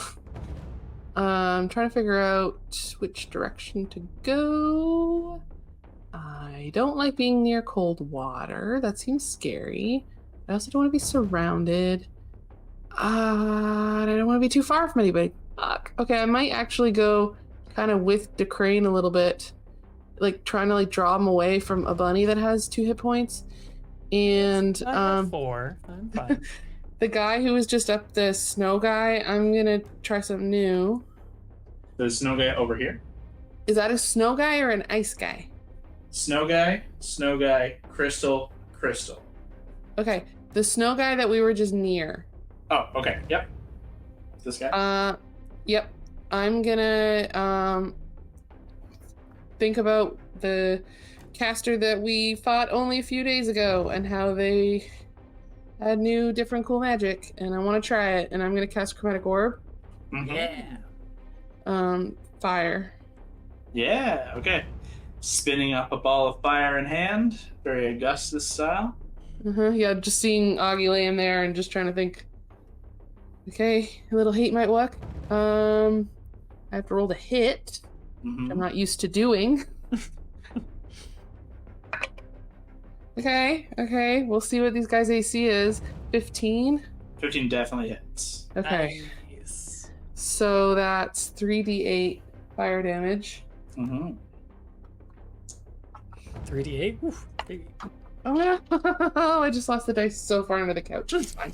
I'll roll 2 and then roll 1 more. Okay, that's 2 4s. 8. And an 8! 16. Great. Whirling a ball of fire and hucking it at this snow golem, you strike true. The flame burns an entire hole through its body, and you watch it begin to melt. 16 becomes 32 points of damage. Vulnerable to the old Yikes. things. You watch Okay, it begin fire! to deconstitute. It's melting a puddle. It's like upper half and its lower half, like it loses its middle, its torso, and just slumps together and becomes a weird squishy version of itself. Very successful. Great. Okay, that worked. Anything more? Fire, at least against the snow ones. Okay. That's it. Then your turn takes us to the Crystal Guardians. I'm gonna go find my dice now. I can still hear us, though. Turning back here. Augustus is down prone, but how much intelligence did they have? 0. Well, not 0. 0. With 2 attacks, yeah, I mean, it's enough to come in. 1 attack against Augustus, 1 attack against Enid. Against Augustus, it's an advantage. That's going to hit with a 22. Oh yeah. That's going to hit for 10 points of damage. Down again. And he is going to then go for Enid. Oh, it's just not an advantage, straight roll. That's a natural 20. This might take Enid Yeah. down. What? If She hasn't her been hit sheet yet, is has updated, it might. That's 15 points of damage to Enid. If her sheet is right, she had 11, so she'd be down. Oh, bunnies be down. Fuck. The bunnies drop. At least we're right beside each other. That's how we want to go. This guy then turns. You watch it begin to hover up into the air. What? And then teleport Oh my god. over to here. I was finding a dice, but like, It was a nat 20. can I fix the natural 20? Yeah, sure. Okay. It'll probably still hit. So I rolled the most mid portents of all time, but it won't be an natural 20. It could save Enid then. Yeah.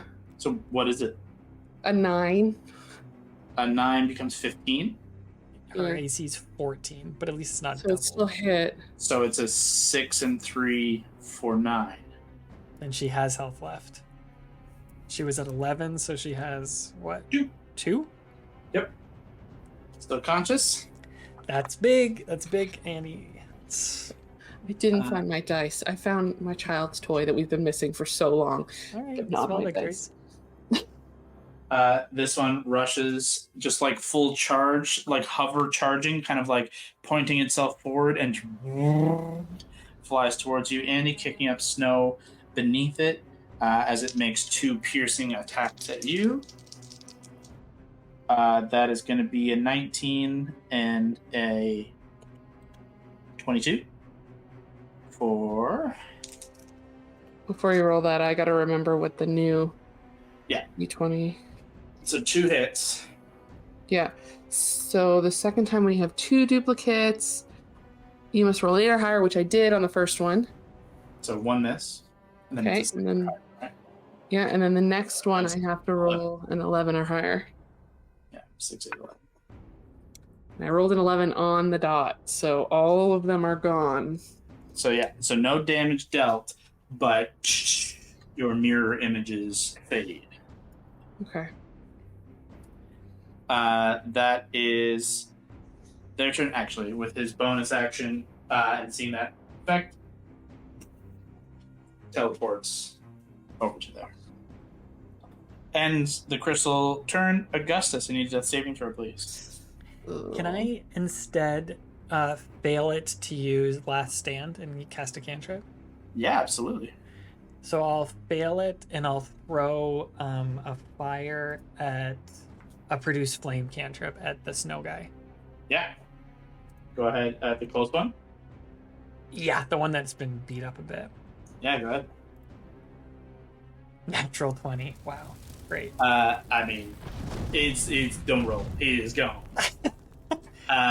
You, with your last kind of dregs of energy as you kind of come up and down, flame in hand. I don't know if you want to add any flair to it. I think just seeing how close to death and maybe sensing there was some of Nettie's or Andy's magic around Nettie to stop that, being very scared for his sister, would just throw it, trying to eliminate the threat before just falling unconscious after the magic leaves his paw. And then with that, I believe it is 1 auto fail, right? After like choosing to make that choice. Yeah, I fail. So 1 failed. That takes us to the snow. Only 1 remains now, and with his turn is going to snowball both Andy and Crane. Against Andy is only a 9, but against a Crane is a 25. Ooh. Oof. Yeah. That is. Oh wait, that's the wrong guy, but it was still going to hit. It's a 23, but yeah. No, that's going to be 8 points of bludgeoning, 4 points of cold. Okay. 12 total. And he's going to hang tight right there. And his turn, Enid is up. I think it would be fair that, Scott, you can probably run Enid. I think she would just heal me again.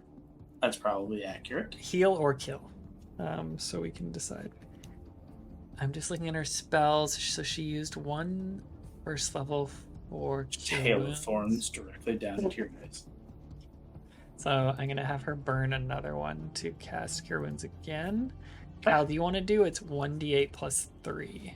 Yeah, I'll roll. 6, so 9. Great. That's her action. I don't know that she has any bonuses unless you want to burn other spells or like Hunter's Mark or anything like that. But I don't want to do too much with her bonus. Hex, Hunter's Mark, Misty Step, Rabbit Hop. Yeah, I think she would just chill there. Yep. She just kind of holds her ground, trying to protect you with her own body. That ends Enid to Crane. We come to you, sir. All right. I want to blast this guy. Which one? Let's go with the one on the right. Do not the snow one. The snow ones are the ones that were like Right. no piercing damage. The There's golden. a flying crystal. Yeah. You got it. Go ahead and make an attack. Here, I roll a 10. 10 total to hit. What's your bonus? Plus 8. Yeah, 18. definitely hits. Definitely hits. And it's a 1d10 plus 4. And don't wait, sorry, is this with your bow or with your gun? Gun. So you draw the star wheel. Do you want to add any of your grit?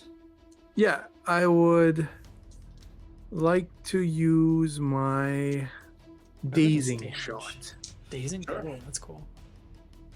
What's the effect of the dazing shot? The dazing, you must make a con saving throw, DC 14, or suffer disadvantage on attacks until the end of their next turn. You got it. Not bad, but 14? Yeah. So he saves on the effect, but you still roll damage, so it's a d10 plus whatever Yep. bonus is there. So it was D10 plus 4? 7 plus 4. 11 points. You got it. This is the one who was already hit, right? Yes. Yeah, you watch as you strike the same point. You draw the star wheel, spin it, fire, looking to try and hit, to like wing whatever its head would be. It doesn't necessarily have a face or a head, but you strike. You watch its head kind of spin, hoping to daze it, but it does kind of flip its head back towards you all, not seeming to have too much of an effect on that. But striking true. Stay, bonus action, what else you do? Well, I can't. I guess I'm far now. Can I? No, I can't do anything really. From range, you've got no problems, but yeah, unfortunately, you don't have a bonus. You can take a shot. Okay, well, I will stay where I am then. Okay. DeCrane, you hold Andy, top of the round. Okay, I'm really scared about Augustus going down again. The one that's to the top left, that's a crystal one, right? Yep. We don't know. We haven't hit any of them with fire yet. I think I'm going to. If you are considering elemental types, I'll allow as a bonus action an identification, like roll. Sure. Okay, I'll do that. Nature or Arcana. Arcana. I rolled meh, but my Arcana's pretty good now.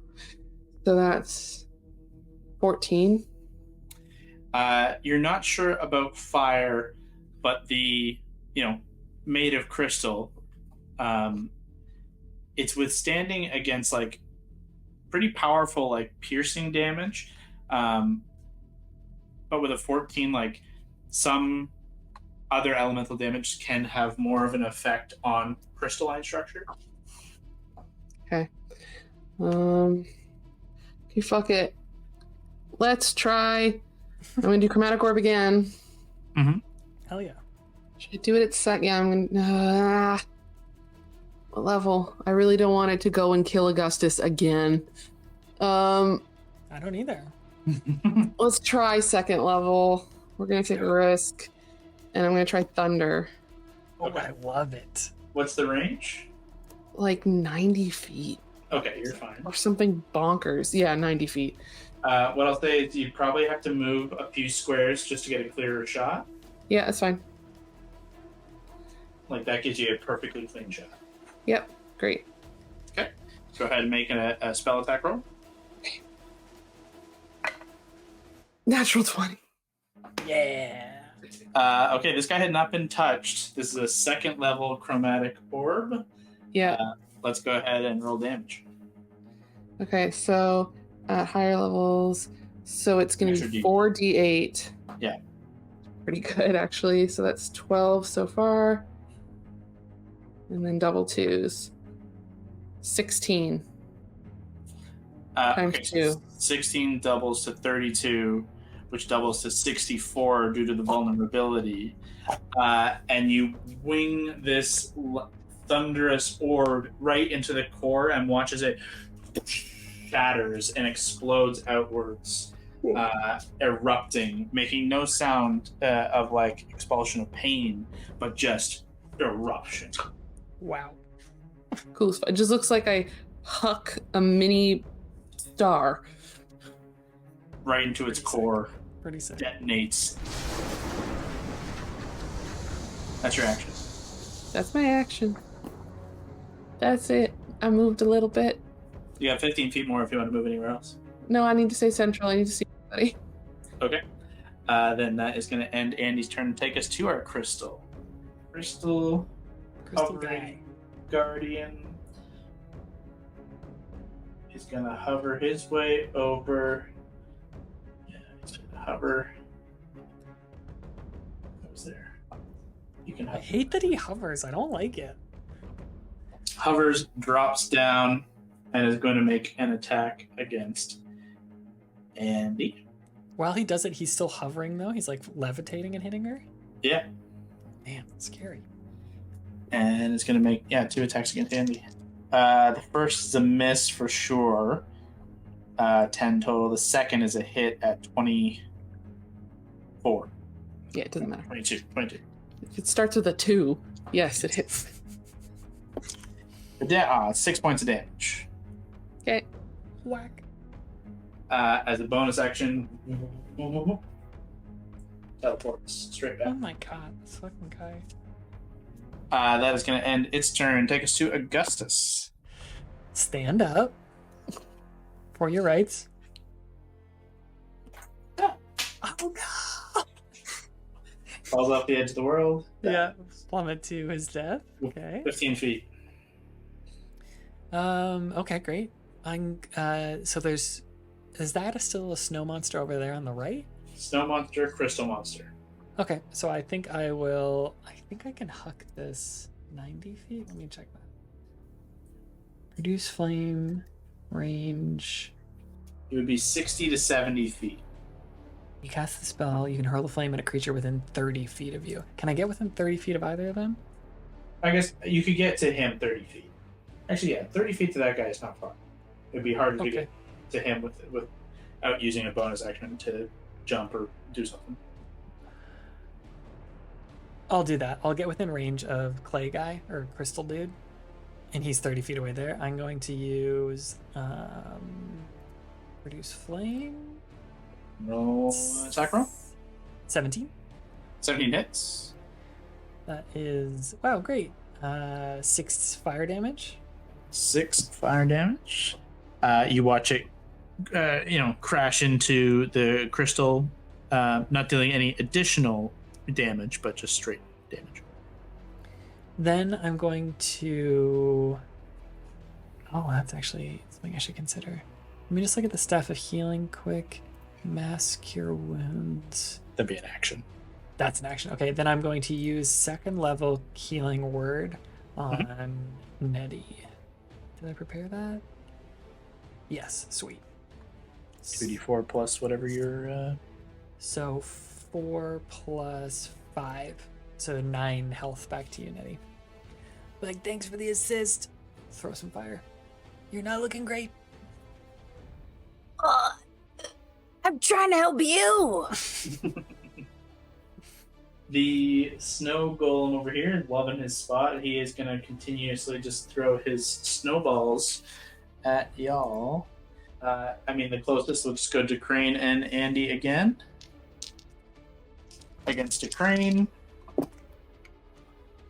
Those are bad rolls, to both of them. It's a 5 and an 8. So Oh, yeah. both just kind of plop in front of you. No damage. Enid, we come to you. Okay. I'm going to, let's see. How far would you say I am distance-wise? You are within 30 feet of him and about 60-ish of him. Okay. Who's a bigger threat right now? Guy in the middle? Kind of feel like he's scary. He's scary? Okay. That's the crystal guy, right? Yeah. Yeah. Can I use my last slot? I'm gonna do Hunter's Mark on him. Sure. Great. Your Hunter's Mark. As a bonus action, he is marked. Okay. And then using your action to attack. Yep. Go ahead, make your attack roll. 9 to hit. A 9 is not going to hit, unfortunately. You've been having such poor rolls this I fight. know. So that is action, bonus action, unfortunately. You still have movement if you want to move anywhere. No, I'm gonna stay right by Augie. You got it. That takes us to Crane. I'm gonna shoot, and I'm gonna go for. I'll say, two things. The crystal is starting to look pretty broken up, and to the snow would be it'd be piercing for your gun as well. Your gun does piercing, so. I'm gonna go crystal, and I'm gonna go with the bow. Okay. And I roll longbow 2 plus 8, 10.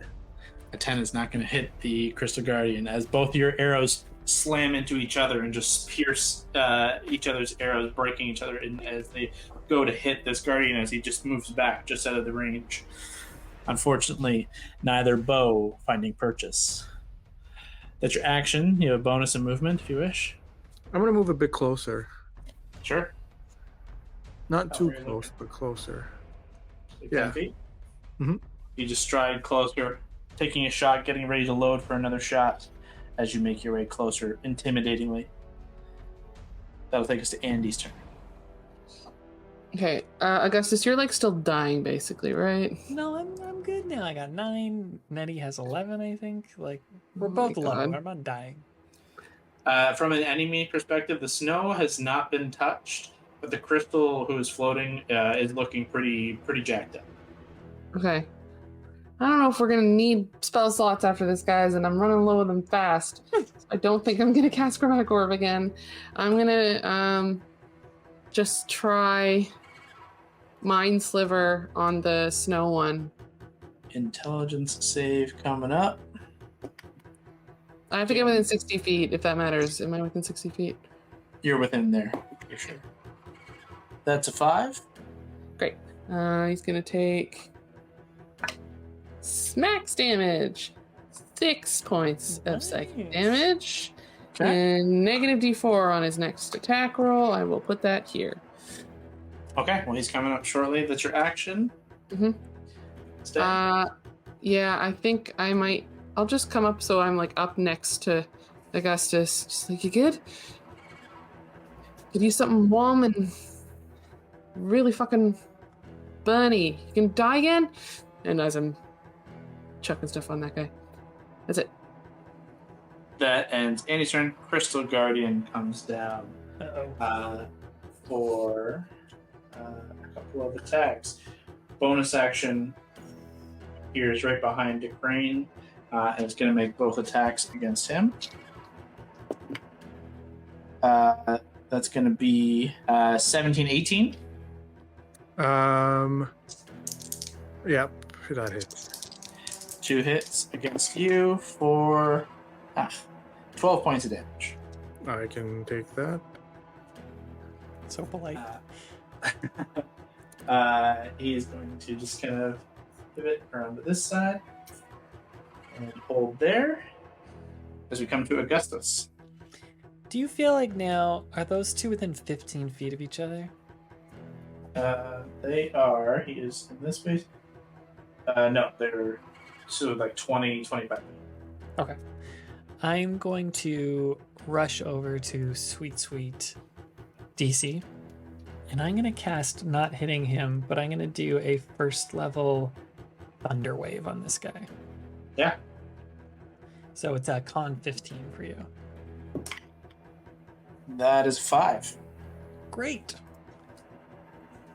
So this is 5 thunder damage. 5 thunder turns to 10 thunder, turns to shattering Hell yeah. the remainder of this guardian.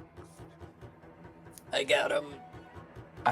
With that, yeah, you just watch the pieces scatter and fly out, peppering the snow golem to no effect, and kind of plopping into the water that is there. Augustus, that is your action, and I think 20 feet of movement. As a bonus action, could I just yell out something at it like, we do not mean to invade the space of Clandestryx. We wish to talk to her. That's it.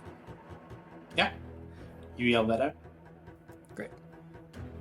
From Augustus, we go to the snow guy who throws a snowball at his face. The fuck, guy? 1 snowball coming your way. That's gonna miss. Oh, that would have been amazing if it took me out. Second snowball is 14 to hit, and also a miss. AC 16. He's just like scooping his arms, like whirlwinding, just trying to like pick up the snow from around him as he just like fires them. Stop. Base to no effect. He does not move. He remains stalwart. And we come to Enid's turn. Okay, I'm going to just shoot him with an arrow since I don't have any spells left. But I'm gonna apply the dreadful strikes to it. Sick. Okay. As a bonus, you can move your hunter's mark to that guy I just saw. Mm-hmm. Okay.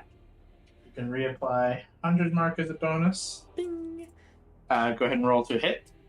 Okay. 100 17 to hit. 100 mark is concentration. 100 mark or 17 does hit. And the damage. So don't roll the damage for the arrow. The arrow itself deals no damage.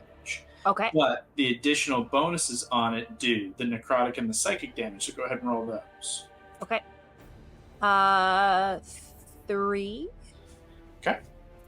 And the necrotic is 5. Nice. Yeah, you watch the arrow sink right into the chest, and it pays it no mind until you watch this kind of like darkness ripple out, and this kind of green and purple energies kind of like burst within it, and it just kind of deconstitutes and then rebuilds itself. That is Enid's action and bonus action. Do you want to stay there? Yeah. Decrane, back to you. All right. Kill the snowman, Decrane. I need non-piercing damage. I can suck his energy. You can slash him. Slash. That's what I did last time, and it went right through him. That was a rapier's piercing. It goes through, but your scimitar could do it. All right, let's go with the double blade. You do have to make a leap over to make it there with an athletics check. I'll do it. Yeah. Okay, go ahead and make an athletics check. All right.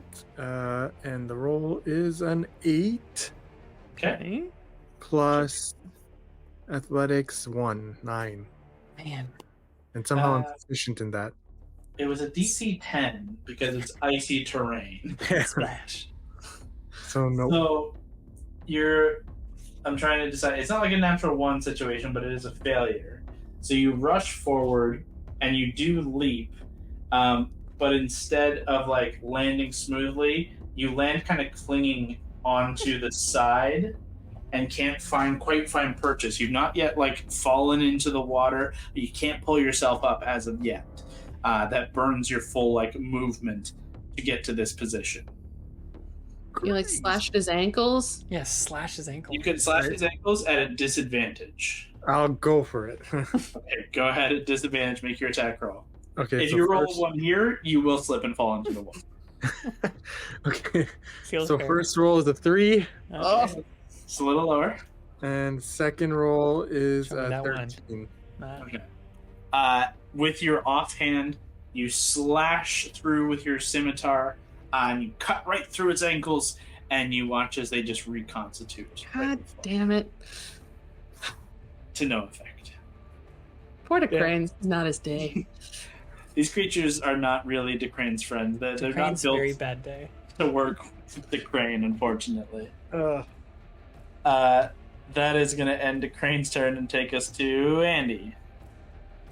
Okay, I'm gonna just mind sliver him again. Okay, intelligence save. Minus the D4. Okay, well, it's an everywhere. 11 already, so I think... Oh, okay, so never mind. It doesn't matter. It's only a D6. Hey, I rolled a 6. 6 points of damage. Whittling away. This is a very trippy, like...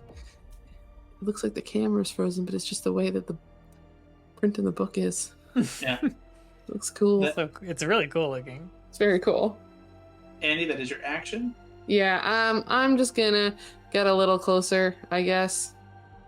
Yeah, that's fine. That's it. And your turn? Mm-hmm. Augustus, we come back around to you. I pretend to pick up snow. Instead, it's produce flame, and I throw it at this thing's face. You reach down, produce flame. Go ahead and roll. 14 plus 7. Hits. Something. Let's roll damage. 5. With 10 points of damage. The creature is burst from the inside and dead. I'm melting. Oh, man.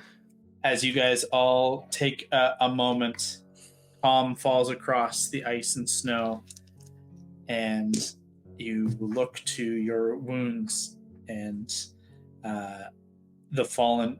There are no traces of these creatures left. The two crystals are utterly shattered, and the snow where it melts just becomes a puddle and then quickly freezes over amongst the rest of the snow and ice. Silence falls. Can I use Mask Your Wounds from the staff on the game? Yeah. It's 3d8. So it's 7, 3, and 5 plus 5. So 20. Everyone gets 20 health. Wow, that is clutch. Oh, I did not need that. That's You just amazing. got 20 health. You and Only and- needed 6. I think needed 20. We definitely. Yeah, you guys did. How much health did you have? I think he was low. What were you at the green? Cav, you frozen? Oh, No, Kev, I'm you, Oh, sorry. you were so stoic. Fucking statue. You just got 20 health back. I thought you were frozen there. He was still frozen. Okay. Everyone heals for 20 as you couple of deep breaths. Unfortunately, that survival check failed. Yeah, let's not do that again. It's like most of my spells are out for the day. Yeah, mine are gone. It's only gonna get worse. What makes you say Should that? find somewhere to Always a font of inspiration. We need to find somewhere to rest. I did find that little cave we could go in. But don't you want to spend just a little more trying to find Clandestryx? Or do you think she's up there?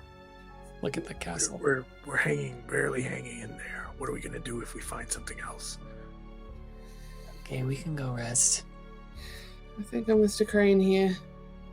I don't know if we can take another fight like that right now.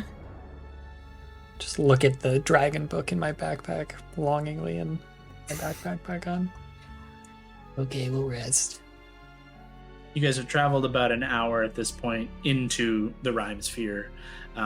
It would take at least another hour, maybe more, of searching, and that would put you at about the end of your adventuring day. So perhaps it is safer to rest. Can we try to leave some kind of way markers so that we can get back this way pretty easily? Like what? What random shit do we have? I'm thinking sticking stuff in the snow. Is it actively snowing or is it calm snow? Yeah, I mean, it comes and goes. You've been here about an hour. You've seen it completely clear up. You've seen it light. You've seen it a little heavier. You've not seen full blizzard yet, but there's enough snow down. Who knows? If you want, I can make a snowman. It's pretty cool. I mean, if you want to that's actually not bad. Even just piles of snow with the... Because it'll just get bigger if it keeps snowing. Then we'll see it. Do you want to build a snowman? Let's do it. Try to remember the lyrics. You wanna build a snowman? My sister Nettie. Okay. Don't sue us, Disney. We can use them as guards. Build them. Nettie and I just started building a crystal snowman thing. You guys just begin to go about the process of building snowmen. Totally fine. And again, if you're watching this in the future, if you can think of a more adorable fan art than two bunny people building a snowman, In the Gotcha. wreckage of a battlefield after destroying, killing snowmen and crystal guards, Augustus's blood pouring from his face after dying. went down twice in that fight. Yeah, just humming to myself. Just for fun, I'd like both of you to make performance checks. Okay. Yeah, no problem. You got it. I already know what's gonna happen. But... 15. That's a nice snowman. Oh no, I got a 9. That means like the ball I'm making, if it's a torso, it's now the head. It's not great. It does look a little inverted. It's like in maybe- Animal Crossing when you make them wrong and they get mad at you because the top's bigger than the bottom. Augustus's looks like a very nice bunny made of snow. Enid's definitely looks like an upside down snow cone. I don't know why I didn't Very on expect brand. the ears, but they like make sense. It's pretty great. I'll even put in, if there's any crystal fragments or something, I'll put in little antlers for mine. to make There it are look like crystal this. fragments all over the place. Dink, dink. Just 2 antlers for us. I try to take one of the spikes and draw like a smiley face, but it just fails, and it's just this. And I'm real like, scary. all right, I'm not the artistic one. Now It you're looks the very sharp one. scary. Yeah, that's super scary. This place has been officially marked. All right, let's go back to our little hollow. With enough time, you are able to easily find your way back. No check required. And you make your way down into this little cavern. You don't see any immediate signs with your collective passive perceptions of other recent habitation, anyone else other than the tracks that you've left to come past here. And it kind of dips down into this little, just this almost what is essentially like a little hollow. Like the cave rises up about 4 or 5 feet. Andy and DeCrane, you guys have to duck to like slide down in. The Herringons, no problem. And it's about like a 20 by 20 little cave. Doesn't seem to have any exit or other entrance.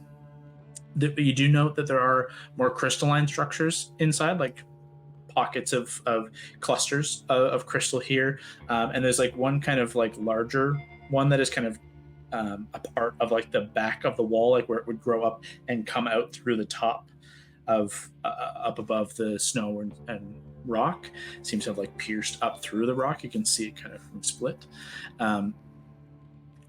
and just make camp. Out of curiosity, at some point when we're like settling down for the night, can I ritually cast Detect Magic and just try to see if there's anything magic about these crystals or like anything about the snow or... Yeah. I know it's not really supposed to work that way, but like... I mean, Detect Magic gives you a school of magic that would at least give you some indication. Outside, the snow is magical. It is not naturally forming here. It does have like a conjuration element to it. Doesn't seem to be like following natural spell formula, more of a magical effect. Inside, the crystal also has basically the same signature. A magical effect augmenting the region. Could I try to find a piece of crystal that's roughly 5 pounds for potential future hucking via spellcasting? Make an investigation check. I was going to say you destroyed those 2 guys, but you like blew them up, so there's Yeah. not enough left. But yeah, make an investigation. Not very good. Actually, my investigation's good now, though. That's an 11. Yeah, I mean, it's not a particularly hard ask in an area like this. You're able to find one of the clusters that has a particularly like kind of central spire piece. It takes a good couple whacks to kind of break it free, but then you have a good 5-pound hunk of crystal that has a nice jagged end. Cool. Under the elements of detect magic, just go and throw me one more Arcana check. It's only a 3 on the dice. My Arcana's pretty good, but it's not that good. 9. Nothing further. You guys bed down for the evening? Yeah, I make us hot water bottles again. Amazing. I try and maybe get us a little fire. I don't know what we'd use as fuel. I don't know if we have any like kindling or anything. I think that part of your pack would have that as an element that you'd carry with you, not having needed to use a ton of it as you've traveled here, with the myconids obviously, and then but like there'd be an element of having some with you, perhaps not a lot, and perhaps running out at this point given that you've been here for a number of days, but I think that's fair. Light a little fire. I'll put alarm up too. Sure. Just over the entrance. I guess it's probably enough to do the majority of the room. Yeah, maybe I'll just do it around us then. It's a 20-foot cube, square, something 20 like that. foot, 20 foot, like radius. Yeah, like that's that. about the size of this cave, so. I think. Okay, great. Green, do you want me to take watch and you can actually sleep this time, or? You rest. I'll be okay. Okay. Does he ever sleep? I don't get it. I think it's like a tough guy thing. Like he kind of always did this, where he's like, "I'll be the last one to go to sleep." Like, then he takes like a really long time to get up in the morning. So, yeah, I miss falling asleep and Durbo just being like 4 inches from me. It was so nice. I'll make a little. I'll use prestidigitation to make a little. It has to stay in my hand. I can make a trinket. And I'll make like a little myconid looking like trinket. Terrible. You're getting so good. Your god must really like you for all these like new gifts you're getting. Yeah. Yeah, it's gotta be. I mean, the one thing, the weird elemental things, I picked that up from the last guy, but I have a feeling we're gonna need a lot of your fire magic coming up soon. Did you go on? Yeah, that was just trying to do what you would do, honestly. But it was so good. We'll see. I'm losing confidence, admittedly, because that was another really close one, and that's not even like up to the dragon yet. And I really hope we don't have to like. It's like, oh, you must get a test. No. Fight me, the giant dragon. No, I'd rather not fight the giant dragon. It's gonna go so great. Don't worry. Is there anything in your book about like dragon etiquette? Did I show you this picture of a bunch of them around? It's a very cool photo. Yeah. Yeah, that's about It's as far really as I cool. got. Okay. You see, that one's red. So that's Yeah. cool. The red ones are like really bad though, aren't they? Oh no, are they? Yeah, I think they're like. I think all the color ones are evil. Great. Yeah. What kind of dragon is Clandestryx? Is she like... She's a crystal dragon, that's what we were told. Okay. I think those ones are nice. I don't really know enough about dragons. I just know that the red ones are bad. With the aid of the book, you're free to make an investigation check to see if you... Let me do some light reading here. Let's check this out. Can we work together to do this? You can help. Reasonable? You can help. He's got to make the roll, but yeah. I was a nat 20 on my first roll. So. Hey, never mind. It's weirdly enough awful. It just doesn't work. There's nothing in there about dragons. Yeah, It's a picture book. It's really about the Accords, like not about dragons, which is actually not even entirely false. The Crystal Dragon. I had a thingy written here somewhere. I probably got rid of it. Dumb as hell. Essentially, what you come to find is not so much a description of dragons as a whole. This is a book about this event, the signing of the Draconic Accords, this unity of draconic kind in the interests of not destroying this world. But what it does is provide a description of the dragons who were present at the time, with like a couple of notations and elements about the dragons in a broad stroke sense, which you can then take to learn roughly are going to cover the expanse of that chromatic or gem or metallic kind of dragon. A crystal dragons are typically, stereotypically, but typically incredibly kind, nice, fun-loving dragons. Great. They are not. They don't fall under the. As many of the gem dragons don't fall into a far right or left evil or good alignment necessarily. They do find a little level of neutrality. Some tend one way or the other for sure. But for the most part, crystal dragons are energetic. They love life. They are heavily into divination, observations of vision and stars, and obviously other elements of crystal. They believe in omens and looking for signs of positivity and light within dark time. Very optimistic. They still are possessive of hordes, as every dragon is naturally wont to do, but it's noted that their hordes are not classically mass mounds of treasure. They prize gems, particularly diamonds and crystalline structure. They prize the gemstone above all. But any kind of bauble, item, token, element that has strong emotional attachment, they pride greatly.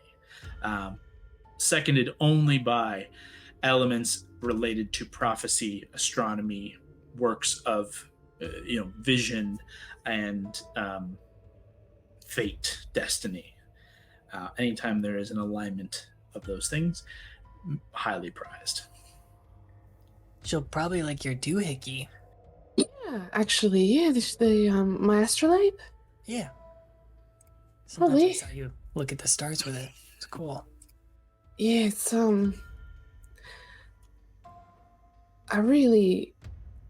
I miss seeing them. At least here it's nice that you can it looks like stars. They're not. I'm used to telling where I am by them. I miss the sun, how it felt on my fur. We'll get there eventually. I mean, it's an adventure. It's somewhere completely new, but it's not exactly like I have a single home, but the sky's always there. Do you guys miss your family? Is that something that or were you itching to get out of there? I know that can be a small town thing sometimes. Nettie, what do you think? Honestly, two of us did everything together. Right now, though, I'm starting to be a little homesick for our moms.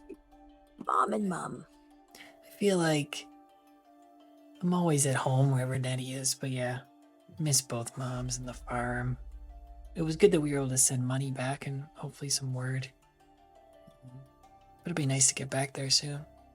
We don't want them to worry. They worry. Mostly because we're, us. Yeah. I think it's like a mom's job, isn't it? Yeah. Did a parent give that astro lab to you? No, actually, it was a friend, but I think half of my things I'm wearing were my mom's at some point. I mean, you always just kind of end up, and nothing's new. Everything's kind of hand-me-down. Like your hat? No, I honestly, the hat is one of those things. So in the Shepherds, you end up getting a lot of people who stay with you for a little bit or a year, or a month, or sometimes they just, so you end up with generally a giant lost and found. And then I just found it in there and everyone's like, I don't even remember seeing that. But it's not new. I had to fix it up a little bit. So I have no idea who it belonged to. So now it's just mine, which is kind of nice. It was never that was old so-and-so's. It's just mine. It's iconic. It's a great hat.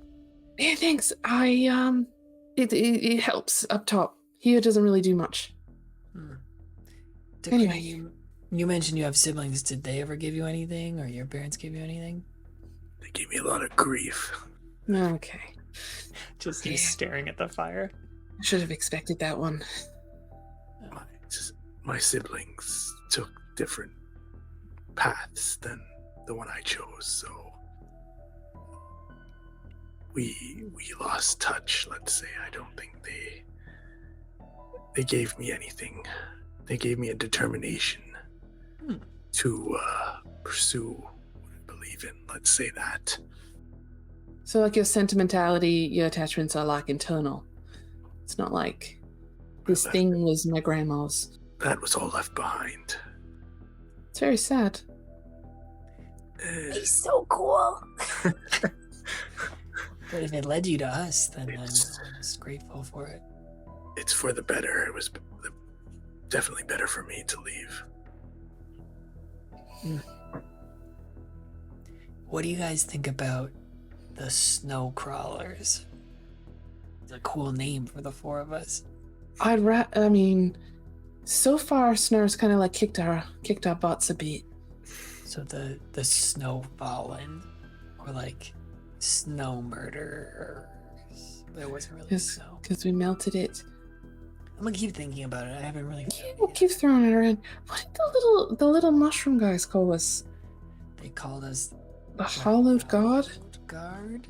They also called us the Haven Scent or something like that. Hallowed God. Does that like term mean anything to me, Kyle? Like hallowed in terms of like. I mean, you understand the concept of hallowed ground. Hallowed ground. Yeah. And that hallowed as a concept are, is divinely blessed, touched on a divine path or protection. It's a little Sindars. That's the one, yeah. It's a little weird. They like the reverence was a little odd. We could be called the Reverence. That's another good one. The Reverence Vow. It's a deep cut for campaign one. That would be an absolute. A good ring to it. I was honestly looking at the Vigilant. It's a little like the Vigilant nose. Is that 2 on the nose? It might be a little bit. I like the Trouble or something like that. The Trouble. We need something to describe a bunch of misfits. Like wild cards. Like wild cards. Or the Misfits, the Rebels, the Rebel Alliance, something like that. Okay, well, I'm going to go to sleep and think of a cool name to call the four of us. We also have, like, stars in common a lot, like stars and sky, Skywalkers, stuff like that. Skywalker! That's perfect! I like it. We might be sued for it. Disney, don't sue us. And even better, when we go back home, because we've got all the farm and stuff, we can eventually establish a Skywalker ranch. It's perfect. It's brilliant. You can have all the cows you want to Crane. Be great. I like it. If we're worried about ramifications from the evil empire, we could say Star Walkers or something like that. Ooh. Sounds interesting. George Lucas, don't sue. George Lucas, secretly the big bad of the campaign. Oh no. It's just a civil lawsuit. Gonna get really into the weeds. Or battles. Just a lot of depositions. Case law. You guys better brush up on your bar exams. Yeah, that's the bar. Unless there's anything else for the eve, you guys settle in for a night's long rest. Is Decrane, are you doing solo watch? Yeah. Go ahead and just make a perception check for me to close out the. All right.